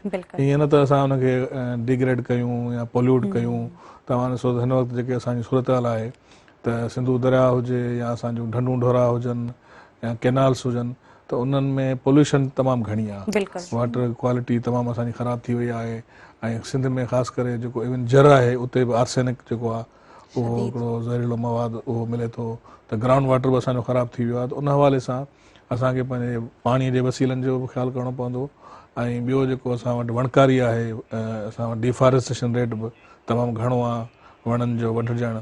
ऐं त उन हवाले सां बि कंहिं बि मुल्क में जेको उसूल आहे इंटरनेशनल 25% एराज़ीअ ते ॿेला हुजणु खपनि, पर असां वटि पाकिस्तान में मुश्किल सां 4 खां 5% ॿेला आहिनि। ऐं उहे बि घणो नॉर्दर्न एरियाज़ में आहिनि, जेके असांजा ख़ासि करे सिंध जो जेको ॿेला आहिनि उहे तेज़ी सां ख़तमु थी रहिया आहिनि। उन में 2 फैक्टर्स आहिनि, हिकिड़ो त कुदरती आहिनि सबबु, पाणी जो घटि थियणु, बारिशुनि जो घटि थियणु, ऐं ॿियो मेन मेड जेको फैक्टर आहे त असां पाण उन्हनि वणनि खे, ॿेलनि खे तबाह कयूं पिया। ऐं जेके कचे जा ॿेला हुआ उते असां एग्रीकल्चर कयूं पिया, ज़रात पिया कयूं, उन लैंड यूज़ खे तब्दील पिया कयूं। ऐं जिते असांजी ज़रई ज़मीन आहे उते उनखे बि असां वरी कन्वर्ट कयूं पिया हाउसिंग स्कीम्स में, CNG स्टेशन्स ते। त उन में इहो आहे त तव्हां जॾहिं को बि वण या का स्पीशी ख़तमु कयो था त उन सां जेको पूरो जेको वेब आहे, वेब ऑफ लाइफ जंहिंखे असां चऊं था, त जीअं चइबो आहे न त हिकिड़ी ज़ंजीर आहे, त उन में हर स्पीशी हिक ॿिए सां ॻंढियल आहे। त को बि स्पीशी सां उन मां हिकिड़ो रिमूव कंदासीं त उहा ज़ंजीर टुटी पवंदी, त वेब ऑफ लाइफ डिस्टर्ब थींदो। त असां त हींअर ॾिसो त जेको असांजी डेवलपमेंट आहे उहे शहर असांजा हिकिड़ो कॉन्क्रीट जंगल जेको आहे सो उन में थी विया आहिनि, वेजिटेशन बि न आहे, असांजो ॿार ख़ासि करे उहो नेचर खां परे थी वियो आहे, फितरत खां परे थी वियो आहे। असां वरी बि ख़ुशनसीब आहियूं जो असांजो बैकग्राउंड ॻोठनि सां आहे, त असां उहो माहौल ॾिठो ऐं उहे वण बि ॾिठा, पखी पखण बि ॾिठा। पर हाणे जीअं जीअं असां अर्बनाइज़ थियूं पिया तीअं तीअं असां नेचर खां, हाणे असांजो ॿारु टीवीअ ते त भई ॾिसे थो इहे स्पीशीज़ ऐं जानवर ऐं वण टिण, पर रियल लाइफ में असां वटि उहो ख़तमु थींदो पियो वञे। त अॻिते हली इहो असांजे लाइ हिकिड़ो वॾो चैलेंज हूंदो त असांखे पंहिंजो जीअं असांजे मज़हब में बि आहे त असांखे तवाज़न सां डेवलपमेंट करणी आहे। डेवलपमेंट जी असां मुख़ालिफ़ नथा कयूं, डेवलपमेंट थियणु खपे, पर जेको असांजा जीअं शहर आहिनि उन्हनि कंहिं बि शहर जो मास्टर प्लान ठहियलु कोन्हे। त मास्टर प्लान ठहियलु कोन्हे मीन्स लैंड यूज़ प्लान कोन्हे तव्हां वटि, त जंहिंखे जिते अचे थो उते उनखे करे पियो। त मास्टर प्लान में इहो हूंदो आहे त उन में तव्हांजी 100 years जी हिकिड़ी प्लानिंग हूंदी आहे त तव्हांखे केतिरी ज़मीन खपे रहायशी मक़सदनि लाइ, केतिरी खपे कमर्शियल पर्पज़ लाइ, ऐं केतिरी खपे तव्हांखे एम्यूनिटीज़ प्लाट लाइ। हाणे जीअं हैदराबाद जी मिसाल वठूं त हैदराबाद कंहिं दौर में पार्कनि जो बाग़नि जो शहर सॼो वेंदो हो, या असां वटि ॿियो जेको हैदराबाद जी जेको आर्किटेक्चर जे हवाले सां हिकिड़ी शनाख़्त हुई मंगनि जो शहर हो, जेके विंड कैचर्स हुआ। त हाणे उहो सॼो असांजो जेको कंस्ट्रक्शन पैटर्न आहे उहो बि चेंज थी वियो आहे, ऐं जेका हाणे कंस्ट्रक्शन थिए थी, जेके जॻहियूं या इमारतूं ऑफिसूं घर ठाहियूं था, उहे असां अहिड़ा था ठाहियूं जंहिंमें हाईली एनर्जी इंटेंसिव, मीन्स हर वक़्तु तव्हांखे एयर कंडीशन खपे। ठीकु आहे, त पाकिस्तान अॻे एनर्जी डेफिशिएंट कंट्री आहे, ऐं असांजो जेको ग्रीन एनर्जी आहे, जेका माहौल दोस्त तवानाई जा वसीला आहिनि, हालांकि असां वटि घणो पोटेंशियल बि आहे, जंहिंमें असांजो सोलर आहे, विंड आहे, उनखे अञा एतिरो असां एक्सप्लॉइट न करे सघिया आहियूं। ऐं असां जेके हार्मफुल जेके आहिनि, जेके माहौल दोस्त न आहिनि एनर्जी जा सोर्सिस, उन्हनि खे असां यूज़ पिया कयूं, जंहिंखे असां फासिल फ्यूल चऊं था। ऐं तव्हां ॾिसो त ग्लोबल वार्मिंग ऐं क्लाइमेट चेंज में बि इहे ई फासिल फ्यूल्स आहिनि जेके कंट्रीब्यूट कनि पिया, ऐं सॼी दुनिया जेको आहे सो हाणे कोयले खे डर्टी एनर्जी पई चए, ऐं असां हाणे शुरूआत पिया कयूं। त इहो असांखे सॼो हिकिड़ो पैराडाइम शिफ्ट करिणो पवंदो। त हिकिड़े पासे असां काफ़ी हिकिड़े इंटरनेशनल जेका कम्यूनिटी आहे, यूनाइटेड नेशंस एग्रीमेंट्स आहिनि, उन्हनि ते असां साइन बि करे चुका आहियूं। पेरिस एग्रीमेंट खां वठी कई जेके असांजा माहौलियाती मल्टीलेटरल एनवायरमेंटल एग्रीमेंट्स आहिनि, उन्हनि जो असां हिसो आहियूं। त उन्हनि खे बि असांखे मुल्की कानून सां गॾु उन्हनि खे बि असांखे लेटर एंड स्पिरिट में ऑनर करिणो आहे ऐं इम्प्लीमेंट करिणो पवंदो। सही, तमामु बहितरीनु अव्हां जी जेका ॻाल्हि एॾी सुठे अंदाज़ सां तव्हां बयानु कई त काफ़ी मुंहिंजे ज़हन में बि सवाल उभरिया, पर उहे सवाल बि कबा, उन्हनि जा जवाब वठिबा, पर असां महक मौजूदु आहिनि। अच्छा महक, जीअं त ॻाल्हि पे कई त तव्हां जेको CEO आहियो ऐं तव्हां इहा जॾहिं बुनियादु रखियो हिन जो, छा सोचे करे? ॿ रीज़न्स आहिनि, ऐं मां थोरो हुनखे, हिकु त मूंखे गवर्नमेंट जो क्रेज़ न हुयो, गवर्नमेंट जॉब जो न हुयो, ठीकु आहे, हिते ॾाढो आहे जनरली, मतिलबु 10 साल वेट कंदा, कोई मतलब पंहिंजो को कारोबार या पंहिंजो को स्टार्ट न कंदा। अच्छा आहे छा, ये साइकोलॉजी छो डेवलप थी? I also tried to understand के व्हाई 100 years बैक जॾहिं असां सब कॉन्टिनेंट हुयासीं, छा कॉन्सेप्ट हूंदो हुयो कि या त तव्हां गुलाम आहियो, ऐं बाई चांस अगरि तव्हां ब्रिटिश गवर्नमेंट जो पार्ट थी तव्हां वञो, हुनजा गवर्नमेंट सर्वेंट आहियो, तव्हांखे थोरो रैंक वधीक मिलंदो आहे कि भई हे साहब आहे। हाणे इहा जेका हिस्ट्री आहे न, अॼु खां 100 साल पहिरीं जी आहे, समहाउ असां हिन मां हाणे निकिता न आहियूं। थ्रू आउट टाइम्स जेको आहे न, शयूं चेंज थींदी रहियूं आहिनि। इनिशियली ग्राउंड वार इलाही मतिलबु जो टाइम हुयो, देन असां नवल ते आयासीं, हुन खां पोइ हाणे जेको आहे 5th जनरेशन वारफेयर थो हले। करंट जेका स्ट्रेंथ आहे दैट इज इकोनॉमी। जेका बि कंट्री इकोनॉमी रखे थी, that is a super power. बिल्कुलु। इवन ॾिसो चाइना आहे, it's not a super power, पर पूरी दुनिया हुन ते डिपेंड थी करे। चाइना जस्ट पंहिंजा एक्सपोर्ट शट डाउन करे एंड ग्लोबली सभु परेशान थी वेंदा। ॿ रीज़न्स आहिनि, हिकु त एंटरप्रेन्योरशिप जो कॉन्सेप्ट न आहे, मतलब के फलां जॉब न ॾिनी, हिन न ॾिनी। What about your skills? तव्हांजो पंहिंजो टैलेंट बि हूंदो, तव्हांजो पंहिंजो स्किल सेट हूंदो, तव्हांजो पंहिंजो अचीवमेंट्स हूंदियूं, तव्हांजा पंहिंजा पर्सनैलिटी ट्रेट्स हूंदा, यू कैन यूज़ देम। असां उनखे कॾहिं ॾिसंदा ई न आहियूं। असां सिंपली अच्छा कहिड़ी अॼुकल्ह ट्रेंडिंग आहे डिग्री, अच्छा हिन जो स्कोप आहे, अच्छा हिन में एडमिशन वठो, अच्छा ख़बर बि न आहे त हुन में फ्यूचर में जॉब्स कहिड़ियूं आहिनि, फलाणे चयो हिन जो स्कोप आहे। सही, ठीकु आहे, मतलब सही तरह सां असांजी काउंसलिंग कोन थींदी आहे, कैरियर काउंसलिंग हुजणु खपे। ऐं सेकेंडली अगरि तव्हां CSS करे छॾियो त पोइ तव्हांजी ज़िंदगी ठही वई। अच्छा अगरि उनखे बंदे खां पुछंदो न कि आहे छा ऐं हिन जा घणा डिपार्टमेंट्स, हुन जो स्कोप छा आहे, तव्हां हुन में कंदा छा, अलाए सभु चवंदा आहिनि CSS खे ज़िंदगी ठही वेंदी। So that was one reason कि I wanted to do entrepreneurship, be your own boss, ऐं तव्हां पंहिंजी स्किल सेट खे यूज़ कयो if you believe in yourself. तव्हां या एम्प्लॉयर थी सघो था या तव्हां एम्प्लॉय थी सघो था। And if U think U can be employer, ऐं अगरि तव्हां जॉब्स क्रिएट करे सघो था जंहिंजी हिन मुल्क में इलाही वधीक ज़रूरत आहे, आई थिंक असांखे एम्प्लॉइज़ खां वधीक एम्प्लॉयर जी ज़रूरत आहे, जॉब्स न आहिनि। So I choose to be employer. Second reason, women in leadership. हींअर रिसेंटली जेके केसिस थियनि था, कुझु त इलाही रिसेंट थिया आहिनि, भई उहे एतिरा मां छा चवां कि मतलब सीवियर क़िस्म जा, मां हुनखे डिस्कस बि नथी करणु चाहियां। नूर मुक़दम वारो केस हुयो, कोथलेन वारो हुयो, इहे सभु शयूं हुयूं, मतलब वाई।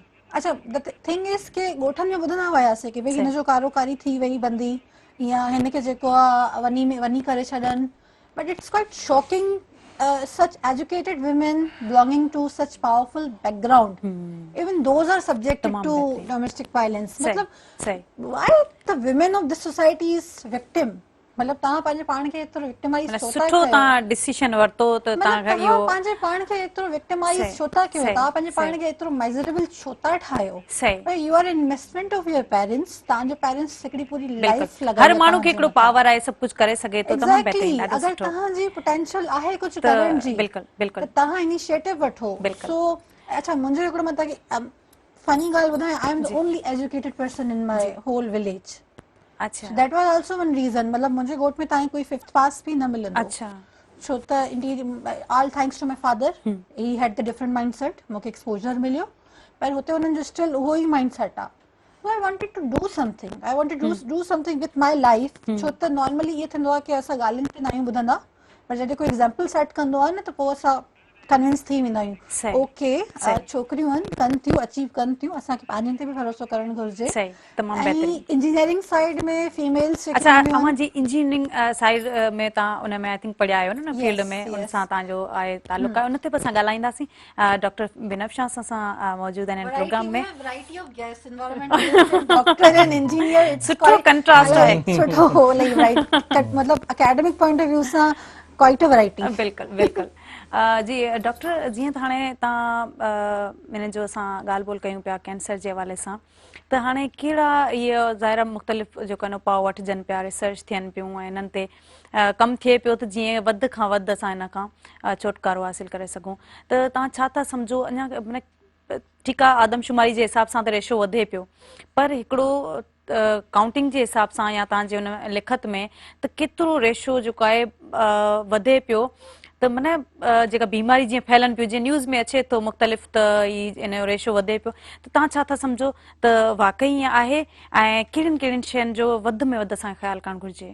बिल्कुलु सही ॻाल्हि आहे। असां वटि गुज़श्ता काफ़ी डेकेड्स खां कैंसर बिल्कुलु हीअं इट्स अच्छा अपवर्ड स्ट्रोक पियो वञे। WHO जी जेका ऑथेंटिक डेटा आहे उनजी प्रिडिक्शन जे हिसाब सां असांजो जेको 2020 वारो रेट हो उहो डबल थी वेंदो बाय 2040। त माना हींअर अगरि असां वटि 14,000 कोलोरेक्टल कैंसर अचनि था त by 2040 the it will be 28,000। त माना उन हिसाब सां तव्हां हिसाब लॻायो त पर डे असांजे हॉस्पिटल्स ते बर्डन केतिरो हूंदो कैंसर पेशेंट्स जो।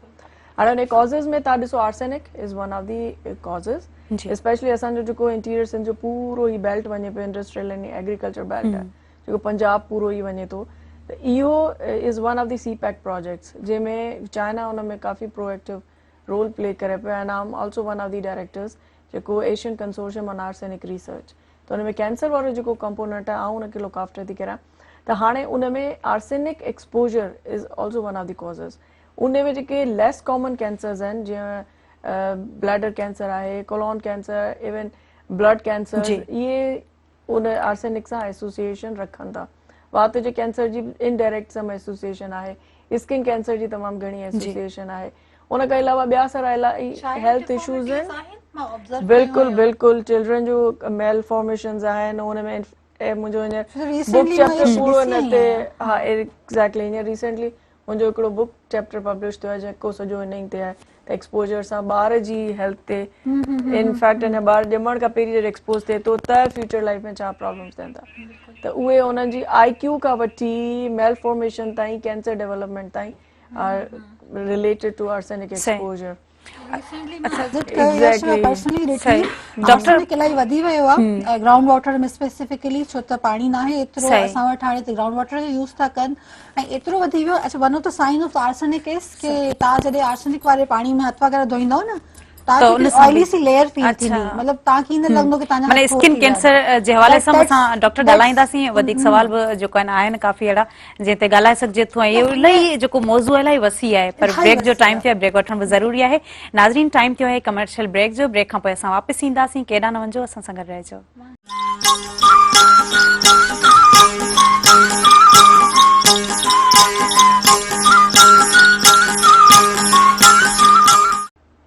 Welcome back viewers. जी डॉक्टर बिनफ्शा, जीअं त ॻाल्हि ॿोल थिए पई कैंसर जे हवाले सां, त स्किन जेका कैंसर आहे उन जा कहिड़ा रीज़न्स आहिनि, कहिड़ा कारण आहिनि जिन्हनि स्किन जे करे? कैंसर जो मेन जेको कॉज हूंदो आहे उहो त डायरेक्ट सन एक्सपोजर आहे। जी ऐं असां वटि उस में कमु करण जो इलाही रुझान बि आहे। उस में कमु करणु हिकिड़ी सुठी ॻाल्हि आहे, बट टू सम एक्सटेंट। सुबुह वारी जेका थधी उस हूंदी आहे न, जी उहा सिहत लाइ सुठी आहे। उन खां पोइ जेको ही स्ट्रॉन्ग जेको एक्सपोजर अचे थो न, इन सां स्किन कैंसर जा चांसिस वधनि था। ॿियो आर्सेनिक एक्सपोजर आहे। ॿियो जेको केमिकल्स मुख़्तलिफ़ जेके यूज़ थियनि था न, उहे स्किन लाइ डैमेजिंग आहिनि। उहो जेको डैमेज आहे इवेंचुअली लीड्स टू कैंसर। त इहे मेन सबब आहिनि। स्पेशली असां वटि हींअर इलाही अहिड़ा रुझानात आहिनि ॿारनि में, स्पेशली यंगस्टर्स में, जेके उहे शयूं मुंहं ते हणी वरी सन एक्सपोजर में वञो था त उहो डैमेज डबल थियो वञे। अच्छा, ही प्रोडक्ट्स आहिनि छोकिरियूं अक्सर इस्तेमालु कनि थियूं बग़ैर पुछे, बसि जितां जंहिं शइ जी ख़बर पई त हलो ठीकु आहे, ओके थी वियो। ऐं उन खां अलावा पहिरीं हिननि जो सवालु वठंदासीं, ॿिया बि सवाल काफ़ी आहिनि, त उन खां पोइ वरी वेंदासीं उन्हनि ॾे। त कहिड़ा कारण आहिनि उन्हनि छोकिरियुनि खे माना जेको आहे कीअं शऊर अचे, त कहिड़े हिसाब सां, या डॉक्टर जेके स्किन स्पेशलिस्ट आहिनि उन्हनि उहे अगरि प्रिफर असांखे कनि था त पोइ असांखे उहो प्रोडक्ट इस्तेमालु हिकिड़ो करणु त खपनि। डॉक्टर जे मशवरे खां बग़ैर का बि शइ इस्तेमालु न करणु घुरिजे। ॿियो थोरो असांजे ॿारनि खे थोरो अवेयर करण जी बि ज़रूरत आहे त सिर्फ़ु अछो रंग ख़ूबसूरती कान्हे का। हिकिड़ो इंसानु पूरो पैकेज हूंदो आहे न, त उन में उनजी हर शइ इंक्लूड थी थिए। उनजी सीरत बि थी थिए, उनजो ॻाल्हाइण बि थो थिए, उनजी हर शइ थी थिए। सिर्फ़ु अछो रंग हुजणु इज़ नथिंग। त उहे छोकिरियूं जेको न अच्छे थियण जे चक्कर में अलाए छा छा इस्तेमालु कंदियूं आहिनि विदाउट कंसल्टेशन। उन जे करे इहे प्रॉब्लम। ऐं एॾो सुठो फेस हूंदे मूं एॾो माना उनखे बिगड़ंदे ॾिठो आहे, त माना इहो तकड़ कनि थियूं। अच्छा, उन खां अलावा जेके असांजो ॿहिराड़ी में जेके औरतूं आहिनि या जेके मर्द आहिनि कमकार लाइ वञनि था, ॿाहिरि निकिरनि था उस में, त उन्हनि खे कहिड़ियुनि शयुनि जो ख़्यालु करणु खपे त जीअं उहे उस खां बची सघनि? उस खां बचण त हाणे जीअं नॉर्मली चवंदा सन ब्लॉक हणो, पर सन ब्लॉक जो इफेक्ट हूंदो आहे 2 खां 3 कलाकनि ताईं। सही। ऐं ॿहिराड़ी जो हाणे आई नो की हुननि जो इकोनॉमिकल स्टेटस हाणे जेके वीचारा बनीअ में वेही कमु कंदा, त उहो 300-400 रुपए जो सस्ते में सस्तो सन ब्लॉक मिले थो, त उहे कोन वठंदा न, जेको 15 ॾींहं हुननि जो ख़तमु थी वञे। त इहो त यूज़लेस आहे, हुननि खे चवण ई फज़ूल आहे। त उन लाइ बहितर इहो आहे त हू उस में जेॾी महिल कमु कनि, ओॾी महिल का छां करे पोइ कमु कनि। इहो हिकिड़ो बहितरीन सोल्यूशन आहे। त जंहिं महिल अगरि हू बनीअ में बि कमु कनि पिया न, त का छां करे छॾीनि, त डायरेक्ट सन जो एक्सपोजर न थिए। सही। त उन सां मुंहिंजे ख़्याल में कुझु बचत थी सघे। अच्छा, जेकॾहिं हथिया जेके हूंदा आहिनि, माना जेके असां ग्लव्स चवंदा आहियूं, उनजो इस्तेमालु कनि, या कैप हेड जो इस्तेमालु कनि, या मास्क जो इस्तेमालु कनि, या जेको आहे न जेको आहे जोगर वग़ैरह उन्हनि शयुनि जो इस्तेमालु कनि, त इन सां बि बची सघिजे थो। ॿियो आर्सेनिक एक्सपोजर जेको आहे न, त उन में फर्टिलाइज़र जो इस्तेमालु आहे, फर्टिलाइज़र में बि आर्सेनिक आहे।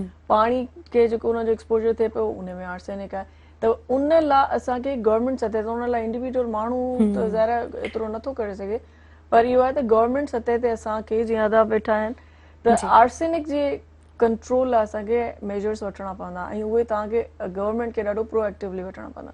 छो त उहो जेको एक्सपोजर आहे सन एक्सपोजर खां वधीक ख़तरनाक आहे। सही। अच्छा, पाणी जी जेकॾहिं ॻाल्हि कजे त नासिर पंवर साहब, पाणी में हाणे पाणी मिठो ओतिरो न रहियो आहे, उन में केमिकल जो बि इज़ाफ़ो थी वियो आहे, पाणी खारो बि थी वियो आहे, पाणी जो कलर बि इवन चेंज थी वियो आहे, त इन जा कहिड़ा कारण आहिनि? ऐं ॿियो जीअं त डॉक्टर साहिबा ॻाल्हि कई त उन मां बीमारियूं बि फैलनि थियूं, जंहिंमें स्किन डिज़ीज़िस थियनि थियूं। वाटर बॉर्न डिज़ीज़ जो तमामु वॾो रेशो आहे असां वटि, जंहिंमें पेट जी बीमारियूं, डायरिया, कॉलरा, इहे तव्हां ख़ासि करे अप्रैल मई खां जेको शुरू थींदो आहे सिलसिलो।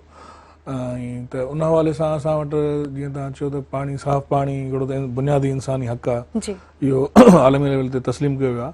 पर उन हवाले सां असां जूं ख़ासि करे ॿाहिराणियूं हुजनि, उते त सूरत हाल तमामु घणी ख़राबु आहे। ऐं अॼु बि असांजो थर हुजे, काछो, कोहिस्तान, उते ख़ासि करे औरतूं जेके आहिनि काफ़ी किलोमीटर पंधु करे पाणी भरनि थियूं।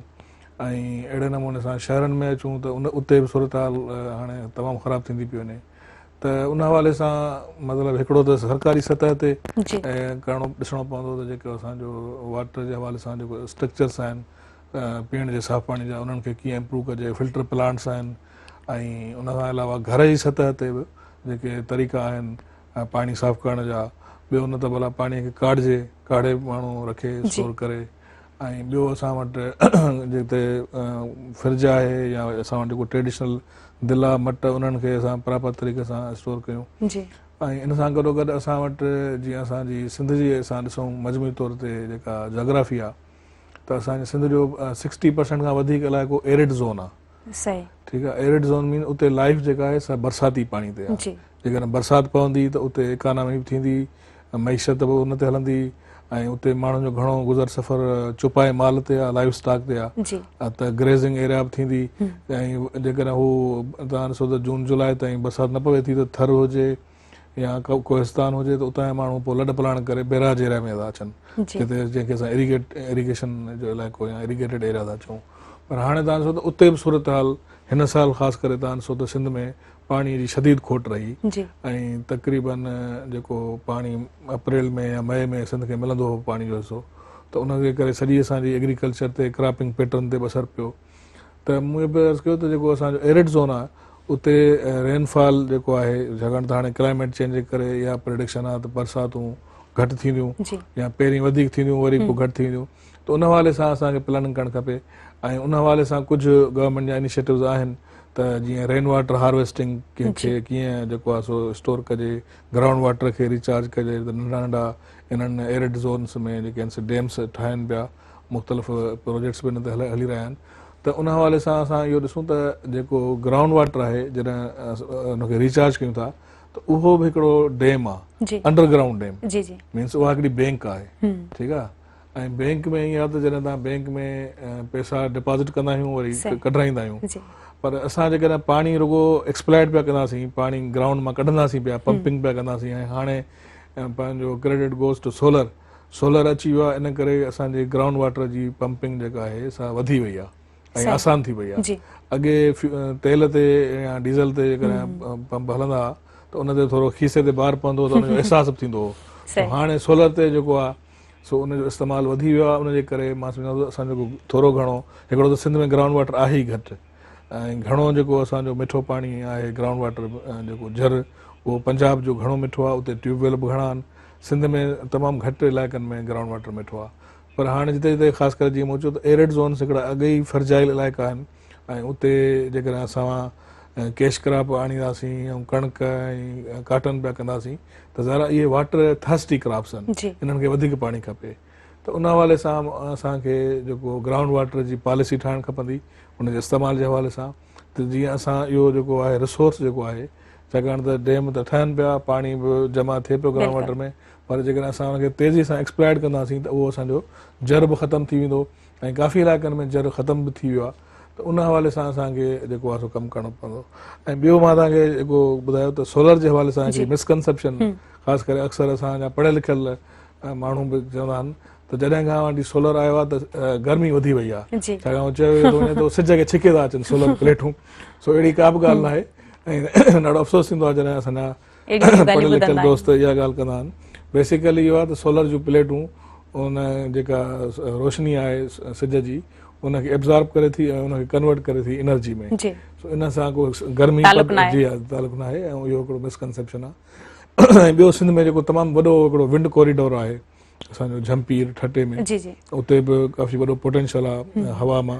ऐं सोलर जी मां तव्हांखे ॻाल्हि ॿुधायां त असां वटि पाकिस्तान में अल्हम्दुलिल्लाह साल जा 12 महीना सिज जी रोशनी मौजूदु आहे। दुनिया जा कुझु मुल्क अहिड़ा आहिनि, यूरोप वग़ैरह जा कुझु मुल्क जिते सिज 6 महीना ईंदो आहे, 6 महीना सिज हूंदो आहे, 6 महीना न हूंदो आहे, उन्हनि बि सोलर खे प्रोमोट पिया कनि। त असां छो न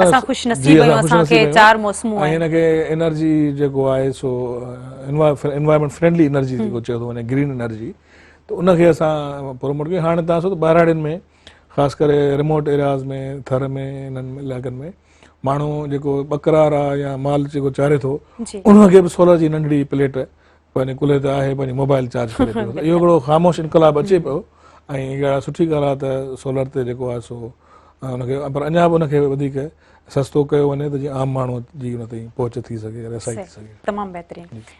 महक पंवर बि असां सां गॾु आहिनि। अच्छा महक, जीअं त तव्हां ॻाल्हि कई त औरतुनि जे हवाले सां बि ठीकु आहे, ज़ाहिर घणा इशूज़ थींदा आहिनि, त माण्हू उन हवाले सां तव्हां जेको आहे न पंहिंजे हिन सीओ थियो या जाखोड़ कई, त तव्हां छा था सम्झो छोकिरी खे केतिरो पावरफुल हुजणु खपे? एटलीस्ट मतिलबु तव्हां लाइन ड्रॉ थियल हुजे।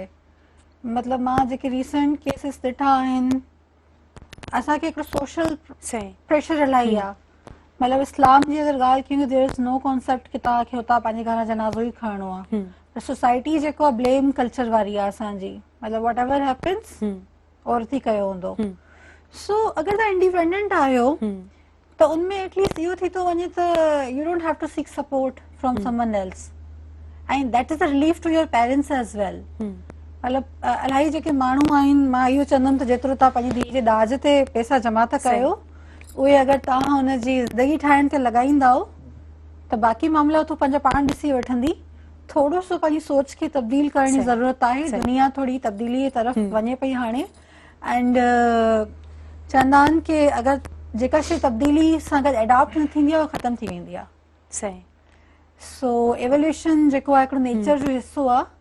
अगरि दुनिया चेंज थिए पयूं, शयूं चेंज थियनि पयूं, सभई इवॉल्व कनि पिया ऐं असां अगरि पंहिंजी पुराणी ॻाल्हियुनि ते स्टिक रहंदासीं त डेफिनेटली असांखे नुक़सानु ईंदो। हिकु शइ मां सोची पे कोरोना जी जंहिं महिल ॻाल्हि हली पे मूंखे पॉइंट स्किप थी वियो, छो त इहो मूंसां इलाही थियो आहे।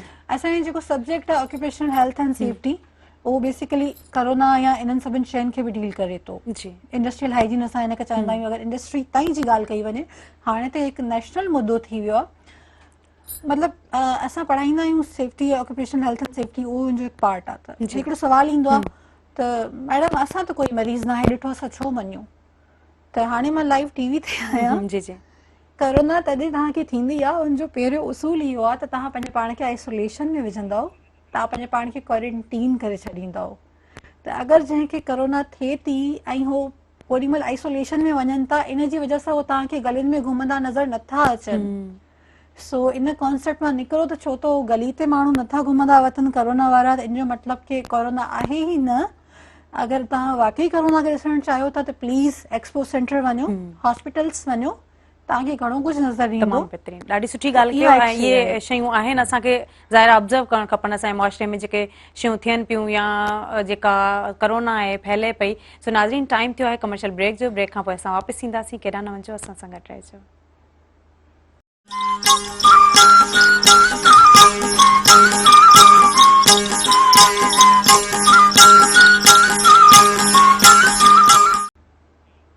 Welcome back viewers.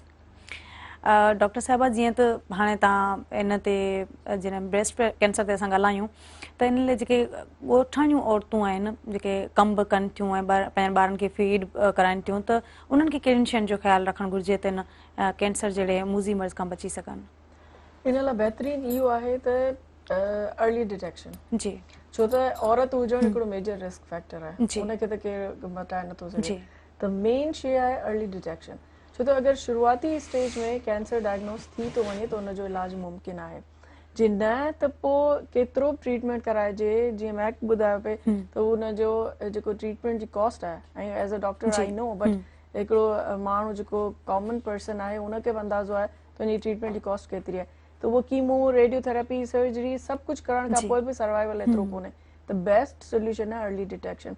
हाणे हुनजा ॿ तरीक़ा आहिनि। हिकिड़ो आहे सेल्फ ब्रेस्ट एग्ज़ामिनेशन, हर महीने पंहिंजे ब्रेस्ट खे एग्ज़ामिन कनि, हुन में का बि एबनॉर्मेलिटी अचे थी त हिकिड़े क्वालिफाइड डॉक्टर खे वञी ॾेखारीनि। हुन लाइ टर्शियरी केयर हॉस्पिटल्स बेस्ट आहिनि। ईअं कंहिं वञी डॉक्टर खे न ॾेखारे छॾे, काफ़ी त अताई डॉक्टर्स आहिनि उन्हनि खे ख़बर बि कोन्हे थियो आहे छा। त हू प्रॉपर जॻह ते वञी पंहिंजो पाण खे हुनजी तशख़ीस कराइनि ऐं हुन खां पोइ हुनजो प्रॉपर इलाजु कराइनि।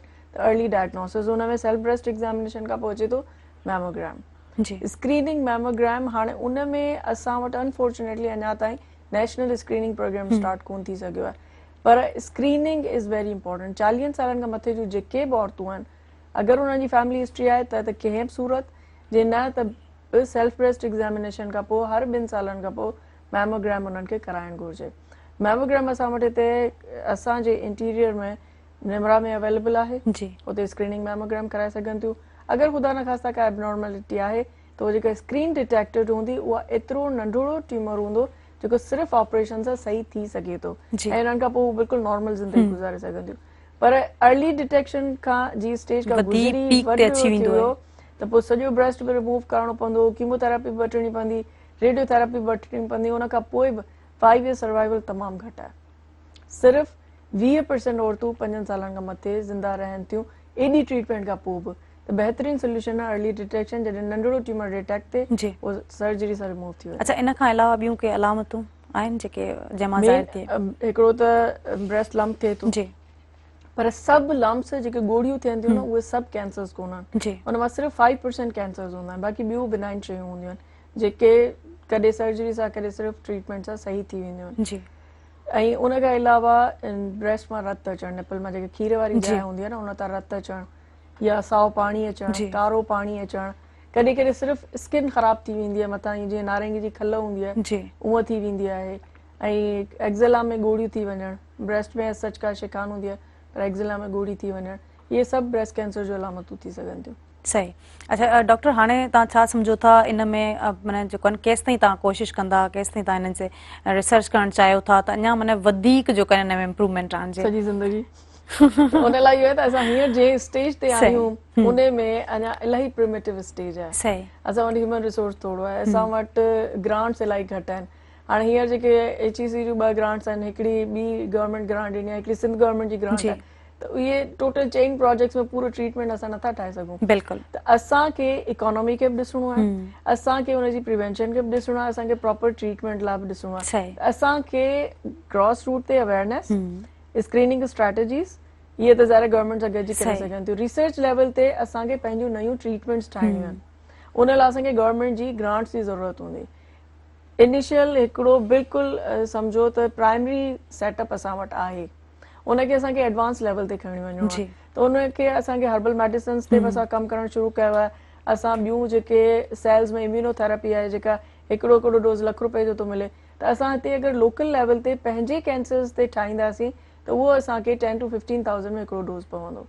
त उहो तव्हां सोचो न कॉस्ट केतिरी रिड्यूस थी वई, ₹1,00,000 मां 10,000 सोचो 90% कॉस्ट रिड्यूस थी वई। त उहो जेको गवर्नमेंट बि स्पॉन्सर करे थी या बैतुल माल स्पॉन्सर करे थो, त उहो ट्रीटमेंट ते ख़र्च करण सां गॾु कुझु रिसर्च ते ख़र्च कनि, त उहो असांजो लॉन्ग रन में असांजी इकोनॉमी खे ॾाढो बूस्ट कंदो। त जॾहिं असांजो लोकल ट्रीटमेंट्स ठहणु शुरू थी वेंदियूं, लोकल ड्रग्स असां हर्बल मेडिसिन में ठाहींदासीं। हींअर दुबई में जेको अलाइन यूनिवर्सिटी वारनि ठाही आहे हनी बी मां कैंसर जी ट्रीटमेंट, त असां बि उहे साॻियूं शयूं करे सघूं था। त सिर्फ़ु असांखे हाणे थोरो ह्यूमन रिसोर्स, थोरी ग्रांट्स जी ज़रूरत आहे, वी कैन डू इट। सही। अच्छा महक, तव्हां जंहिं फील्ड में पढ़िया आहियो, I think Mehran university of engineering technology में अच्छा तव्हांजी उते जी डिग्री, उते जेका एजुकेशन उहा कीअं रही? उते तव्हां ॿियनि गर्ल्स खे कीअं ॾिठो, तव्हां क्लास फेलोज़ उन्हनि जी एजुकेशन खे कीअं ॾिठो? मां एक्चुअली थोरो चेंज ऑफ फील्ड सिलेक्ट कयो। सब्जेक्ट जेको हींअर मुंहिंजी करंट स्पेशलिटी आहे that is occupational health and safety, जंहिंजो पाकिस्तान में कॉन्सेप्ट ई न आहे।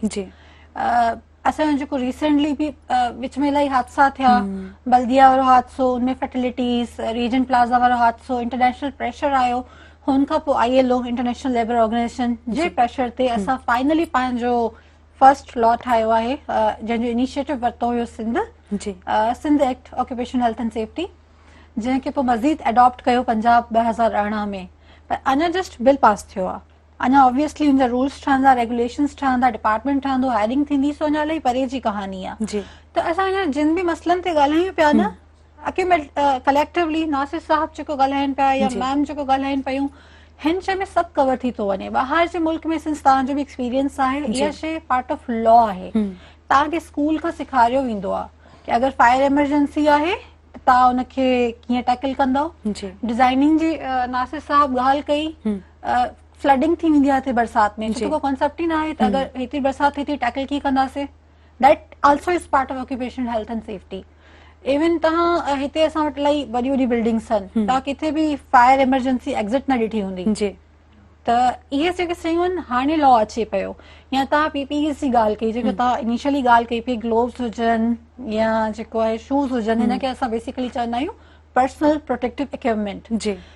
ॿाहिरि जी कंट्रीज़ में इहो आहे कि नंढे ॿारनि खे हिननि शयुनि ते ट्रेन कयो वेंदो आहे। त तव्हां अगरि लैब में एक्सपेरिमेंट था कयो त इहे मेजर्स वठिणा आहिनि, साइट ते वञो था त इहे मेजर्स वठिणा आहिनि, अगरि कोई हादसो थी थो वञे त हिन नंबर ते कॉल करणी आहे, अगरि फायर इंसिडेंट थी थो वञे त तव्हांखे हीअं हुनखे कूप अप करणो आहे। इहा शइ असां वटि इलाही इलाही इलाही ज़रूरी आहे। अच्छा स्पेशली छो त मां पर्टिकुलरली नेम न कंदमि, असां वटि मल्टीनेशनल्स घटि आहिनि, we know this thing, local इलाही आहिनि कंपनीज़। लोकल कंपनीज़ में जेको आहे इन शइ खे उहो दुकानदारी वारो या सेठिया वारो निज़ाम हले थो, कंप्लाई नथो कयो वञे, तव्हांखे इलाही मतिलबु सीवियर डिज़ीज़िस मिलंदा। छो त काफ़ी मुंहिंजी बी टेक्सटाइल में आहे, बी टेक्सटाइल में त obviously I been through number of companies ताईं काफ़ी टॉक्सिक केमिकल्स हज़ार्डस यूज़ थींदा आहिनि। एट टाइम्स उहे इहे हूंदा आहिनि जो डिटेक्टेबल बि न हूंदा आहिनि, no odour, no smell, nothing, and you are inhaling it. हुनजा आउटकम्स तव्हांखे इलाही बाद में ख़बर पवंदा आहिनि, जॾहिं पवंदा आहिनि इट्स टू लेट। त हाणे असां जेको आहे ऑक्यूपेशनल हेल्थ एंड सेफ्टी ते प्रॉपरली कमु करणु शुरू कयो आहे, एंड होपफुली जल्दी हिन ते इम्प्लीमेंटेशन थींदी। एंड अगरि इहा शइ असांजो पार्ट हुजे हा त इवन कोरोना बेसिकली वायरस आहे, ठीकु आहे, that too is included in occupational health and safety. तव्हांखे थ्रू योर सिलेबस अवेयरनेस हुजे हा, छो त ॿाहिरि कंट्रीज जो तव्हां सिलेबस ॾिसो त उन शयूं कवर्ड हूंदियूं ऐं उन में डे बाय डे या टाइम टू टाइम चेंज थींदो रहंदो आहे, असांजो हिकिड़ो सिलेबस ईंदो पियो आहे, कवर्ड हूंदियूं आहिनि। हुननि जे ॿारनि खे ख़बर हूंदी आहे, इवन तव्हां हुननि खे डिफरेंट यूनिफॉर्म्स ॾेखारियो, they know which one is policeman, which one is fire brigade, which one is doctor, our kids don't know. त इहे बेसिकली कुझु शयूं आहिनि जंहिंजा चेंजिस असांखे करण जी ज़रूरत आहे। ऑब्वियसली उहे चेंजिस मथां खां ईंदा, थ्रू सिस्टम ईंदा।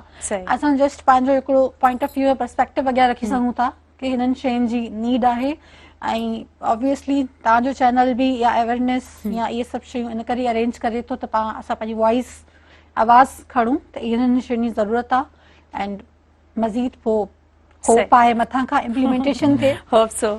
नासिर पंवर साहब, जीअं त समाजी वणकारी जी जेकॾहिं ॻाल्हि कजे त आम माण्हू में कीअं शऊर अचे त इनखे ख़तमु कंदा पिया वञनि? हा, ॻाल्हि इहा आहे त असां वटि पाकिस्तान में सरकारी तौर ते 2 प्लांटेशन सीज़न्स थियनि थियूं। हिकिड़ी स्प्रिंग में थींदी आहे फेबरवरी मार्च ताईं जे पीरियड में, ऐं ॿी थींदी आहे हाणे अगस्त में जेका मॉनसून प्लांटेशन हाणे शुरू थियण वारी आहे।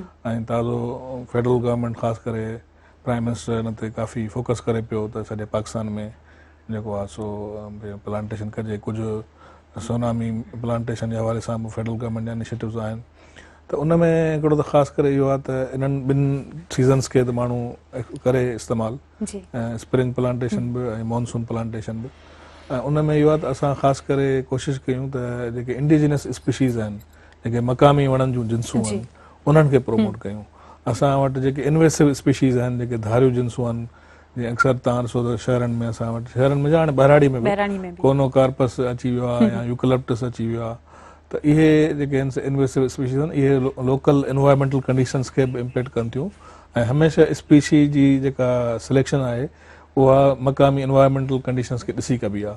त असां इन करे सॼी दुनिया में जेको आहे धारियुनि जिन्सुनि जे ख़िलाफ़ जेके कंज़र्वेशन ऑर्गनाइजेशन्स आहिनि, वॾियूं इंटरनेशनल IUCN आहे, WWF आहे, उहे इन्हनि ते फोकस कंदियूं आहिनि त इन्हनि खे असां प्रोमोट न कयूं। इन्वेसिव स्पीशीज़ जेके आहिनि धारियूं जिन्सूं, त ख़ासि करे जेके 2 स्पीशीज़ असां वटि वधी वियूं आहिनि, त तमामु घटि माण्हुनि खे ख़बर आहे त असांजो सिंध जो जेको प्रोविंशियल ऑफिशियल ट्री आहे, सूबाई वण, उहो निम जो वण आहे। ठीकु आहे, त असां अहिड़नि वणनि खे प्रोमोट कयूं। हाणे उन में इहो आहे त उनजी ग्रोथ जेका आहे त थोरो टाइम वठे थी। पोस्ट प्लांटेशन केयर असां वटि कोन थी थिए। काफ़ी असां वटि इनिशिएटिव्स अहिड़ा हूंदा आहिनि त असां प्लांटेशन करे फोटो सेशन करे हलिया वेंदा आहियूं। पाणी केरु ॾींदो, हुनजी सार संभाल केरु कंदो? जी हा। ऐं उन करे ख़ासि करे असांजो जेका आहे जानवर आहे, बकरी आहे या ॿियूं स्पीशीज़ आहिनि, उहे बि जेका नंढी प्लांट खे ॾिसनि था त उनखे कनि था। त अॻे प्रॉपर तव्हां ॾिसंदा त उनजी प्रोटेक्शन मैकेनिज़म हूंदी ऐं लुक आफ्टर थींदो। या असां वटि इवन हाईवे ते कंहिं दौर में असांजा जेके रोड हुआ उन में बि तमामु घणी प्लांटेशन हूंदी। ऐं पुराणो जेको रोड हो टंडजाम मीरपुर ख़ासि वारो, उन ते घाटा वण हूंदा हुआ। त हाणे जेको नओं रोड ठहियो आहे उन ते कुझु प्लांटेशन थी आहे, पर उहो जेको पुराणा मंज़र हुआ तव्हां ॾिसो त उहो हिकिड़ो उहे अञा ताईं यादि आहिनि ऐं उहे असांजे ज़हननि में रहंदा। छो जो ई जेको इन में चेंज अचे पियो, इन में जेकॾहिं बहितरी अचे त यकीनन ई असां लाइ सुठो आहे। अच्छा, जिते तव्हां कोनो काप्स जी ॻाल्हि कई त उते निम जो वण पोखणु घुरिजे, त उते असां फ्रूट्स बि लॻाए सघूं था ऐं असां फ्लावर्स बि लॻाए सघूं था। इन ते बि असां डिस्कस कंदासीं, पर ब्रेक वठणी आहे असांखे। नाज़रीन, टाइम थियो आहे कमर्शियल ब्रेक जो। ब्रेक खां पोइ असां वापसि ईंदासीं। केॾांहुं न वञो, असां सां गॾु रहिजो।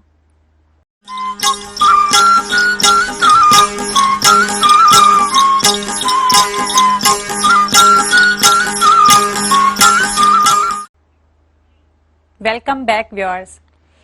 नासिर साहब, जीअं असां ब्रेक खां पहिरीं ॻाल्हि पे कई त रोडनि रस्तनि जे भरपासे असांखे वणकारी कान घुरिजे, पर जेकॾहिं असां हिते निम या उन जी जाइ ते वरी जेकॾहिं फ्रूट्स लॻाए छॾियूं त कीअं रहंदो? तमामु घणो हुनजो पोटेंशियल आहे ऐं उन सां इहो आहे असां पैदावार बि खणी सघूं था, उन सां गॾोगॾु जेको आहे असां एरोजन खां बची सघूं था मुख़्तलिफ़। बिल्कुलु, ऐं काफ़ी असांजूं देसी स्पीशीज़ आहिनि जेके मक़ामी वण आहिनि असांजा, उन्हनि खे असां प्रोमोट करे सघूं था। ऐं जेको असां ॻाल्हि कई त सोशल फॉरेस्ट्री, त असल में सॼो आहे इहो त कम्यूनिटी जेसीं ताईं पाण इनिशिएटिव न वठंदी, ऐं सॼी दुनिया में इवन फॉरेस्ट जे मैनेजमेंट में बि कम्यूनिटी खे रोल ॾिनो वियो आहे त कम्यूनिटी अचे उनखे ओन करे।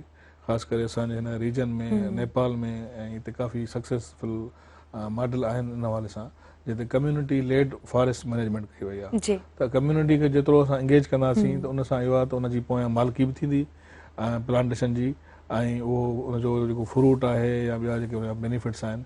ऐं जेको ॻाल्हि कईसीं त इकोलॉजिकल जेको आहे बैलेंस, हिन वक़्तु सॼी दुनिया में 3 P's जी ॻाल्हि पई हले। 3 P's means people, planet and prosperity.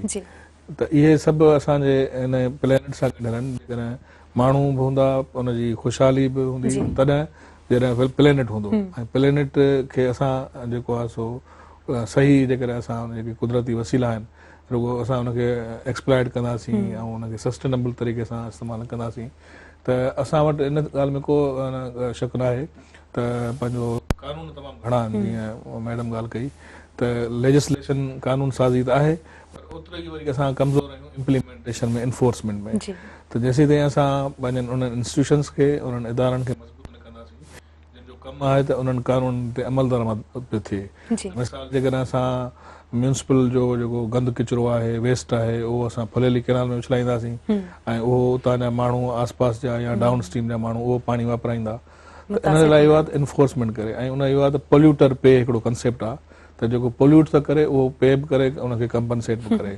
त इहो असां वटि अञा ताईं कागज़नि में त कंसेप्ट आहिनि सुठा सुठा, पर उन्हनि खे ट्रांसलेट करिणो आहे इम्प्लीमेंटेशन में। असां वटि शुगर मिलूं आहिनि सिंध में तमामु घणियूं, उहे बि पंहिंजो पोल्यूशन में तमामु घणो पंहिंजो एमिशन बि आहे, उन्हनि जो वेस्ट बि आहे, उहो ज़मीनूं ख़राबु कनि पियूं, एनवायरमेंटल कंडीशन्स आहे। ऐं उतां जे आसपास तव्हांखे काफ़ी स्मेल मिलंदी, त उते जेके मक़ामी माण्हू आहिनि उन्हनि जी सिहत ते उनजा हानिकार असर आहिनि। त इंडस्ट्री बि सुठी ॻाल्हि आहे, पर इंडस्ट्री उहा हुजे जेका रिस्पॉन्सिबल इंडस्ट्री हुजे। जेका हाणे असांजी इंडस्ट्रियलिस्ट चवंदा त जेका एनवायरमेंट फ्रेंडली जेको आहे पंहिंजो फैसिलिटीज़ या जेके मशीनरी उहा एतिरी महांगी आहे त अफोर्ड नथा करे सघूं। पर ॻाल्हि आहे तव्हां जेका एनवायरमेंट खे पोल्यूट करे उहा डेवलपमेंट अचीव कंदो। असां वटि पाकिस्तान में या ॿियनि मुल्कनि में जॾहिं असांजी नेशनल बजट पेश थींदी आहे त उन में असांखे ॿुधाईंदा आहिनि त असां हेतिरी GDP ग्रोथ अचीव कई, GNP ग्रोथ अचीव कई, ठीकु आहे, पर उहो कोन ॿुधाईंदा आहिनि त केतिरी एनवायरमेंट डैमेज करे असां उहा तरक़ी हासिल कई। ऐं सॼी दुनिया में हाणे हिकिड़ो नओं कंसेप्ट आहे ग्रास नेशनल हैप्पीनेस, GNH। ऐं भूटान जहिड़ो मुल्क जेको आहे उन्हनि जी जेका मेजरमेंट आहे इंडिकेटर उहो GNH आहे, त माण्हू केतिरा ख़ुशि आहिनि। असांजो अञा ताईं फोकस GDP ते आहे, जॾहिं त पाकिस्तान में जेको वर्ल्ड बैंक जी हिकिड़ी स्टडी आहे उन्हनि ॿुधायो त तक़रीबन 365 जेके आहिनि से अरब रुपया सालानो असांजी माहौलियाती जेको आहे GDP लॉस थी थिए। त जेकॾहिं उहे 365 अरब रुपया जेकॾहिं असां पंहिंजे वाटर बॉडीज़ खे इम्प्रूव कयूं, पंहिंजे माण्हुनि खे पीअण जो साफ़ु पाणी ॾियूं, छाकाणि जॾहिं माण्हू खे पाणी पीअण जो साफ़ु नथो मिले या उहो बीमार थो थिए त उनजी जेका हेल्थ जी कास्ट आहे, जेका नंबर ऑफ डेज़ हू हॉस्पिटलाइज़ थिए थो या पंहिंजो मेडिसन ते ख़र्च करे थो, मेडिकल हुनजा एक्सपेंसिस थियनि था, त उहा बि हिकिड़ी कास्ट आहे जेका पूरी क़ौम खे अदा करणी थी पए। हिकिड़ो प्रोडक्टिव इंसानु आहे, उनजा जेकॾहिं मेन डेज़ उन बीमारी में हलिया वञनि ऐं उनजो प्रोडक्शन ऐं पूरे घर बि थिए थो ऐं मुल्क ते बि उनजो असरु थिए थो। त इहे जेकॾहिं असां 365 अरब रुपया जेके असां पंहिंजे बचाए सघूं था, जेकॾहिं असां पंहिंजे एनवायरमेंट खे बहितर कयूं। ऐं ॿी हिकिड़ी सुठी ॻाल्हि इहा थी आहे त 18वीं आईनी तरमीम खां पोइ एनवायरमेंट जो जेको सब्जेक्ट आहे उहो हाणे प्रिवेंशन सब्जेक्ट आहे, त उन लाइ सूबनि खे वधीक प्रोएक्टिव रोल अदा करणो पवंदो। ऐं असांजो जेको बि जीअं असां वटि डिज़ास्टर जी ॻाल्हि थी त क्लाइमेट चेंज, ग्लोबल वार्मिंग में हिकिड़ो इहो बि आहे त असां वटि एक्सट्रीम वेदर पैटर्न्स जेके आहिनि, मौसमनि जी शिदत, उहा इन टर्म्स ऑफ साइक्लोन्स हुजे, सुनामीज़ हुजे, ड्राउट हुजे, फ्लड हुजे। ऐं सिंध तव्हां ॾिसो त सिंध में त 2 फिनामिना आहिनि, छाकाणि असां इंडस जा लोअर रायपेरिन आहियूं, पुछड़ में आहियूं, त असां वटि या त फ्लड आहे या ड्राउट आहे। So there is no other thing, या त असां ॿुॾूं था या सुकूं था। त इन करे उन लाइ इहो आहे त असां डिज़ास्टर में बि ॾिसो त डिज़ास्टर में बि असां वटि नेशनल डिज़ास्टर मैनेजमेंट अथॉरिटी बि ठही आहे, प्रोविंशियल डिज़ास्टर मैनेजमेंट अथॉरिटी बि ठही आहे, पर अञा ताईं असां वटि जेको डिज़ास्टर खे मैनेज करण जो जेको आहे अप्रोच, उहा इहा आहे त असां रिएक्टिव अप्रोच आहियूं, असां वटि आहे, प्रोएक्टिव अप्रोच न आहे। रिएक्टिव आहे त माना जॾहिं ईंदो त पोइ ॾिसंदासीं, ठीकु आहे। असां वटि इहा एडहॉक जेका असां वटि आहे अप्रोच, इहा ख़तमु करणी पवंदी। ऐं प्रोएक्टिव मीन्स असांखे पंहिंजा इंस्टीट्यूशन्स पंहिंजी प्रिपरेशन उहा करणी पवंदी त कीअं डिज़ास्टर खे, साइक्लोन्स खे, फ्लड्स खे मुंहुं ॾिजे।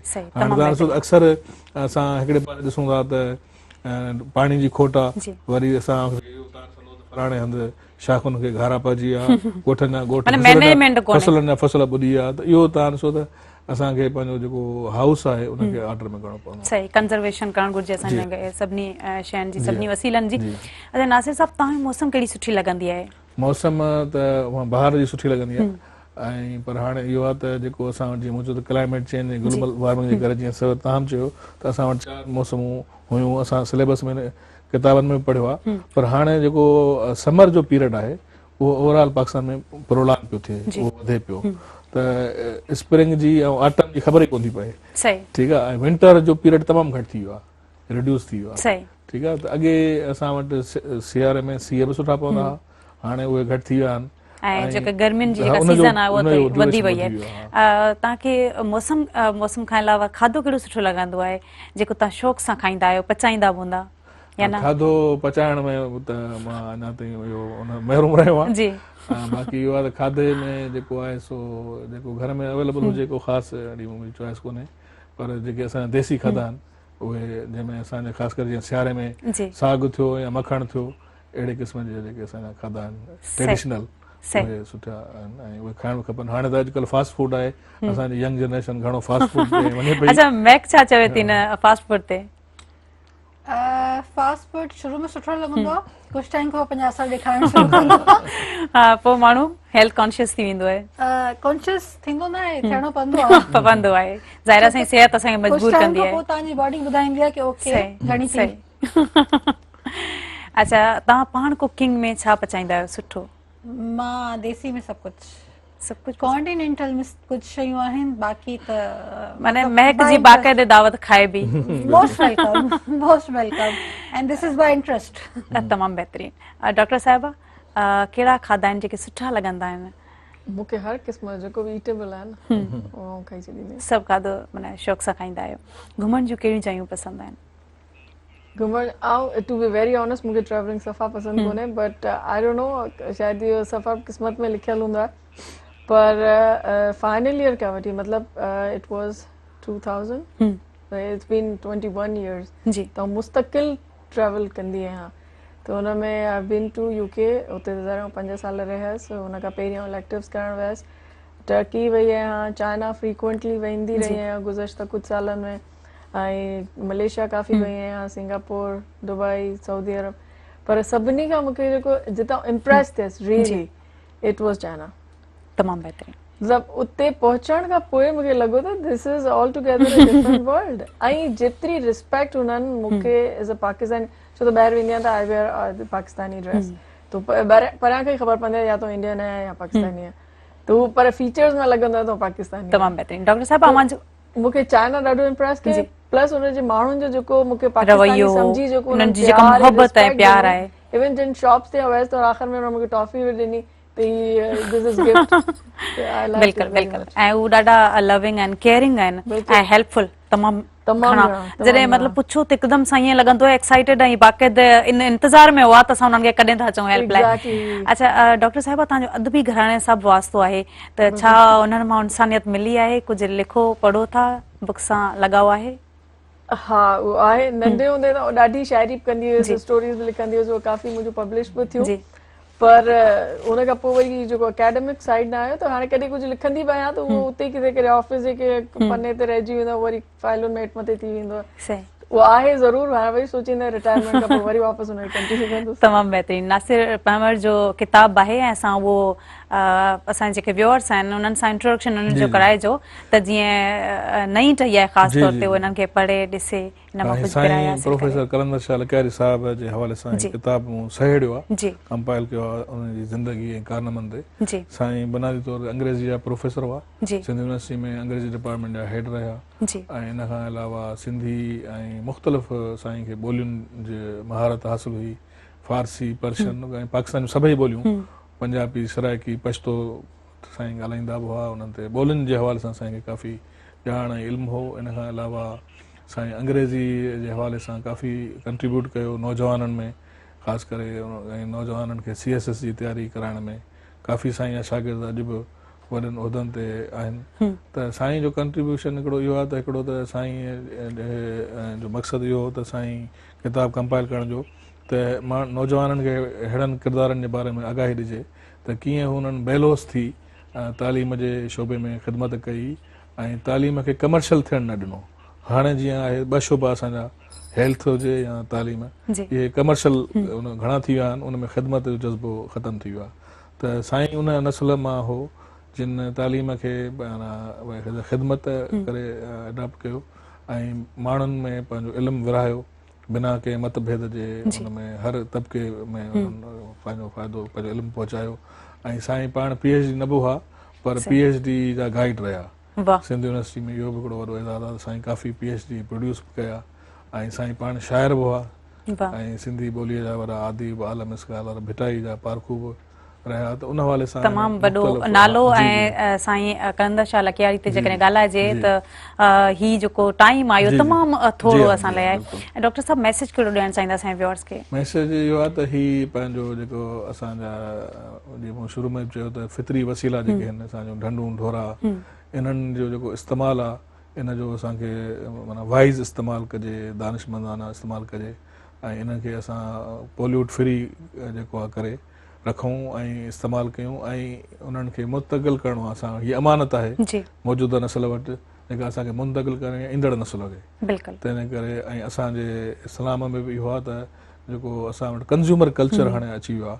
मसइलन असां वटि अॻे सौदे वग़ैरह वठण लाइ हिकिड़े दुकान ते माण्हू ईंदा हुआ, घरां लिस्ट खणी वञबी, पर हाणे वॾा वॾा माल अची विया आहिनि त उन में जॾहिं माण्हू वञे थो त पोइ उन में विश लिस्ट तमामु घणी थी वञे, छाकाणि ऑप्शन्स तव्हां वटि घणा आहिनि। त तव्हां मिसाल हिकिड़ी शइ वठणु वेंदो पर उते 5 शयूं ॿियूं वठी ईंदो। त इहो जेको कंज़्यूमर कल्चर आहे इनखे बि असांखे थोरो रिविज़िट करिणो पवंदो त छा असां वटि वाक़ई एतिरनि घर में शयुनि जी ज़रूरत आहे या इवन अॼुकल्ह त ऑनलाइन ऐप अची विया आहिनि, उते बि असां जेकॾहिं ॾिसंदा फ्री टाइम में त सिलेक्ट कंदा ऐं ऑर्डर कंदा वेंदा आहियूं। मैसेज इहो आहे त तव्हां पंहिंजो इकोलॉजिकल फुटप्रिंट जेको आहे उहो घटायूं। इकोलॉजिकल फुटप्रिंट में असां पंहिंजो मॉर्निंग खां वठी राति ताईं जेके असांजो ह्यूमन एक्टिविटी आहे सरगर्मी, त उन जो राति में या शाम में असां उन जो जाइज़ो वठूं त असां कहिड़ियूं असां में उणायूं रहियूं, कहिड़ियूं खूबियूं रहियूं, कहिड़ा सुठा कम कया। इकोलॉजी फुटप्रिंट मीन्स तव्हां मिसाल पाणी जो इस्तेमालु कयो, बिजली जो इस्तेमालु कयो, तव्हां कपिड़ा इस्त्री कया, इहो इकोलॉजिकल फुटप्रिंट मीन्स तव्हां ग्लोबल वार्मिंग में क्लाइमेट चेंज में कंट्रीब्यूट पिया कयो। तमामु बहितरीन, तमामु बहितरीन। महक पंवर असां गॾु आहिनि, कहिड़ो मैसेज ॾियणु चाहींदा असांजे व्यूअर्स खे ऐं कीअं लॻो इन सुबह महिराण में अची करे जेके हिते जेका डिस्कशन थी आहे? बहितरीन एक्सपीरियंस रहियो ऐं स्पेशली तव्हां जेके टॉपिक्स पिक कयो पिया मोस्ट नीडेड आहिनि। जी मतिलबु असांजा हींअर चइजे की इहे मेन इशूज़ आहिनि जंहिं ते कमु करण जी ज़रूरत आहे। इन्वायरमेंट थी वियो या ऑक्यूपेशनल हेल्थ एंड सेफ्टी थी वई, मेडिसिन साइंस थी वई, इहे इलाही बेसिक शयूं आहिनि जंहिंजी हींअर असांखे मतिलबु छा चइजे की एक्सट्रीमली ज़रूरत आहे। So thanks for choosing those topics. बाक़ी मैसेज मां इलाही सिंपल ॾींदमि, जेको करंट हालात में आहे, मुश्किल दौर हले थो हे कोरोना जो, न सिर्फ़ु असांजे लाइ पर पूरी दुनिया जे लाइ हले थो। काफ़ी माण्हुनि जूं जॉब्स हली वियूं आहिनि हिन इकोनॉमिकल क्राइसिस में, इकोनॉमिकल डिप्रेशन में आहियूं, हुननि जा पंहिंजा चैलेंजिस आहिनि। जिन माण्हुनि इन बीमारी खे फेस कनि था हुननि जा पंहिंजा चैलेंजिस आहिनि। मां सिर्फ़ु इंसानियत जो मैसेज ॾियणु चाहींदमि त प्लीज़ हिक ॿिए जो ख़्यालु रखो, keep check on everyone and please please पंहिंजे प्यारनि जे लाइ रिस्पॉन्सिबल थियो जेके तव्हांजे घर मौजूदु आहिनि। अगरि तव्हां हिन बीमारी खे नथा मञो या तव्हांखे लॻे थो हे कूड़ आहे, हिकु पॉसिबिलिटी त आहे त सच बि थी सघे थो न। जस्ट इन शइ खे ज़हन में रखंदे पंहिंजे प्यारनि जे लाइ पंहिंजो ख़्यालु कयो, छो त अगरि तव्हां महफ़ूज़ घर वेंदव त हो बि महफ़ूज़ हूंदा। सुबह महिराण लाइ छा चवंदा? जी सुबह मेहरान ही प्रोग्राम में इन लाइ छा चवंदा? इलाही बहितरीन कमु आहे तव्हांजो ऐं इलाही सुठो तव्हां इनिशिएटिव ॾियो था। सिंधी मीडिया अञा एतिरो इवॉल्व न आहे as compare to English and Urdu, त असांजे जेके पंहिंजी लैंग्वेज जा माण्हू आहिनि उन्हनि खे इलाही ज़रूरत आहे ॼाण जी, उन्हनि खे इलाही ज़रूरत आहे त कोई हुननि खे गाइड करे। त उन हवाले सां तव्हांजो कमु माशाल्लाह सां इलाही सुठो आहे ऐं अलाह ताला तव्हांखे मज़ीद अॻियां बि कामयाब कंदो पंहिंजे मक़सद में। त तव्हांजी आवाज़ इलाही माण्हुनि ताईं पहुचे थी, इलाही तव्हांखे ॿुधनि था ऐं इन मां इलाही सुठो मतिलबु मेजरेबल इम्पैक्ट न आहे। तव्हांखे न आहे ख़बर तव्हांजी आवाज़ हींअर केतिरे माण्हुनि ताईं वञे थी, किन ते असर कंदी ऐं you are changing lives. Thank you, thank you. You are changing lives. Doctor Binafsha, कहिड़ो मैसेज ॾियणु चाहींदा असांजे व्यूअर्स खे, अची करे कीअं लॻो सुबह मेहरान में? मूंखे हमेशह तव्हांजे चैनल ते अची ॾाढो सुठो लॻंदो आहे। मेहरान वारनि जी जॾहिं मूंखे कॉल ईंदी आहे नेवर शो नो, अनलेस को अहिड़ो मजबूरी वारो रीज़न हुजे जो न अची सघां। मूंखे हिते हमेशह अची सुठो लॻंदो आहे। अॼु आई फेल्ट द सेम। ऐं मैसेज एक्चुअली ॿ ॾींदसि। हिकिड़ो जनरल पब्लिक खे त उहो पंहिंजी सिहत जो ख़्यालु रखनि। अगरि उन्हनि खे कोरोना आहे या इवन कैंसर आहे या बेनाइन का डिज़ीज़ आहे या उन्हनि जो को स्क्रीनिंग को अर्ली डिटेक्शन जो पॉसिबिलिटी थी सघे थी त के क्वालिफाइड डॉक्टर सां इमीडिएटली कॉन्टेक्ट कनि। ॿियो असांजी यूथ खे जेको मूं हींअर रिसेंट काफ़ी सालनि में ऑब्ज़र्व कयो आहे, उन खां पहिरीं बि हूंदो पर मुंहिंजी ऑब्ज़र्वेशन में हाणे आयो आहे त असांजी यूथ खे एक्सक्यूज़िस खपनि, हुननि खे अपॉर्चुनिटीज़ नज़र नथियूं अचनि। ऐं स्पेशली आउं तव्हांखे पंहिंजी सिंध जा माण्हू ॿार जेके ॿुधायां, असां वटि एॾियूं स्कॉलरशिप जी अपॉर्चुनिटीज़ अचनि थियूं केरु अवेल करण लाइ कोन्हे। असां वटि एतिरियूं सुठियूं अपॉर्चुनिटीज़ आहिनि हायर एजुकेशन जूं, लोकल लेवल ते बि इंटरनेशनल लेवल ते बि असां वटि केरु अवेल करण लाइ तयारु कोन्हे। त उन्हनि एक्सक्यूज़िस खे छॾे करे असां अपॉर्चुनिटीज़ ते फोकस करियूं न त असांजो यूथ इलाही कुझु करे सघे थो। हिकिड़ो अगरि आउं यूएस नॉलेज कॉरिडोर जो सिर्फ़ु हिकिड़ो एग्ज़ाम्पल ॾींदसि त हुन में यूएस जूं स्कॉलरशिप्स आहिनि फुली फंडेड। जी, या इवन तव्हां चाइना मां PhD कयो पिया त तव्हांखे ख़बर आहे त उते केतिरियूं अपॉर्चुनिटीज़ आहिनि। ऐं Pakistan is one of favourite country, in fact only favourite country of China. त पाकिस्तान लाइ हुननि स्पेसिफिकली हिकिड़ो लार्ज नंबर ऑफ स्कॉलरशिप्स रखियो आहे, पर असांजो यूथ उहो अवेल करण लाइ तयार ई कोन्हे। हिकिड़ो इहो त हू सम्झण ई कोन था चाहिनि, ॿियो इहो त असां हुन कंफर्ट ज़ोन मां निकिरी ॿाहिरि कीअं वेंदासीं। पर सोचो हिकिड़ो अगरि ॿार निकिरी PhD करे अचे थो त हुनजो पूरी जनरेशन, हुनजे लाइ केतिरियूं जनरेशन सुधरी थी वञे। त असांजी यूथ खे थोरो सो मोटिवेट करण जी ज़रूरत आहे, त हुननि खे थोरो सम्झणो पवंदो। There is a will, there is a way. So they need to find that way. सही, थैंक यू सो मच। अवां इन प्रोग्राम में आया ऐं ॾाढी सुठी ॻाल्हि ॿोल थी। यकीनन असांजे व्यूअर्स बि घणो कुझु सिखियो हूंदो, पढ़ायो हूंदो। नाज़रीन, हाणे ज़ोया बलोच ऐं पूरी टीम खे ॾींदा इजाज़त। वरी नई सुबुह सां नवनि रंगनि सां, नवनि महिमाननि सां अवां साम्हूं हाज़िर थींदासीं। तेसिताईं अल्लाह हाफ़िज़।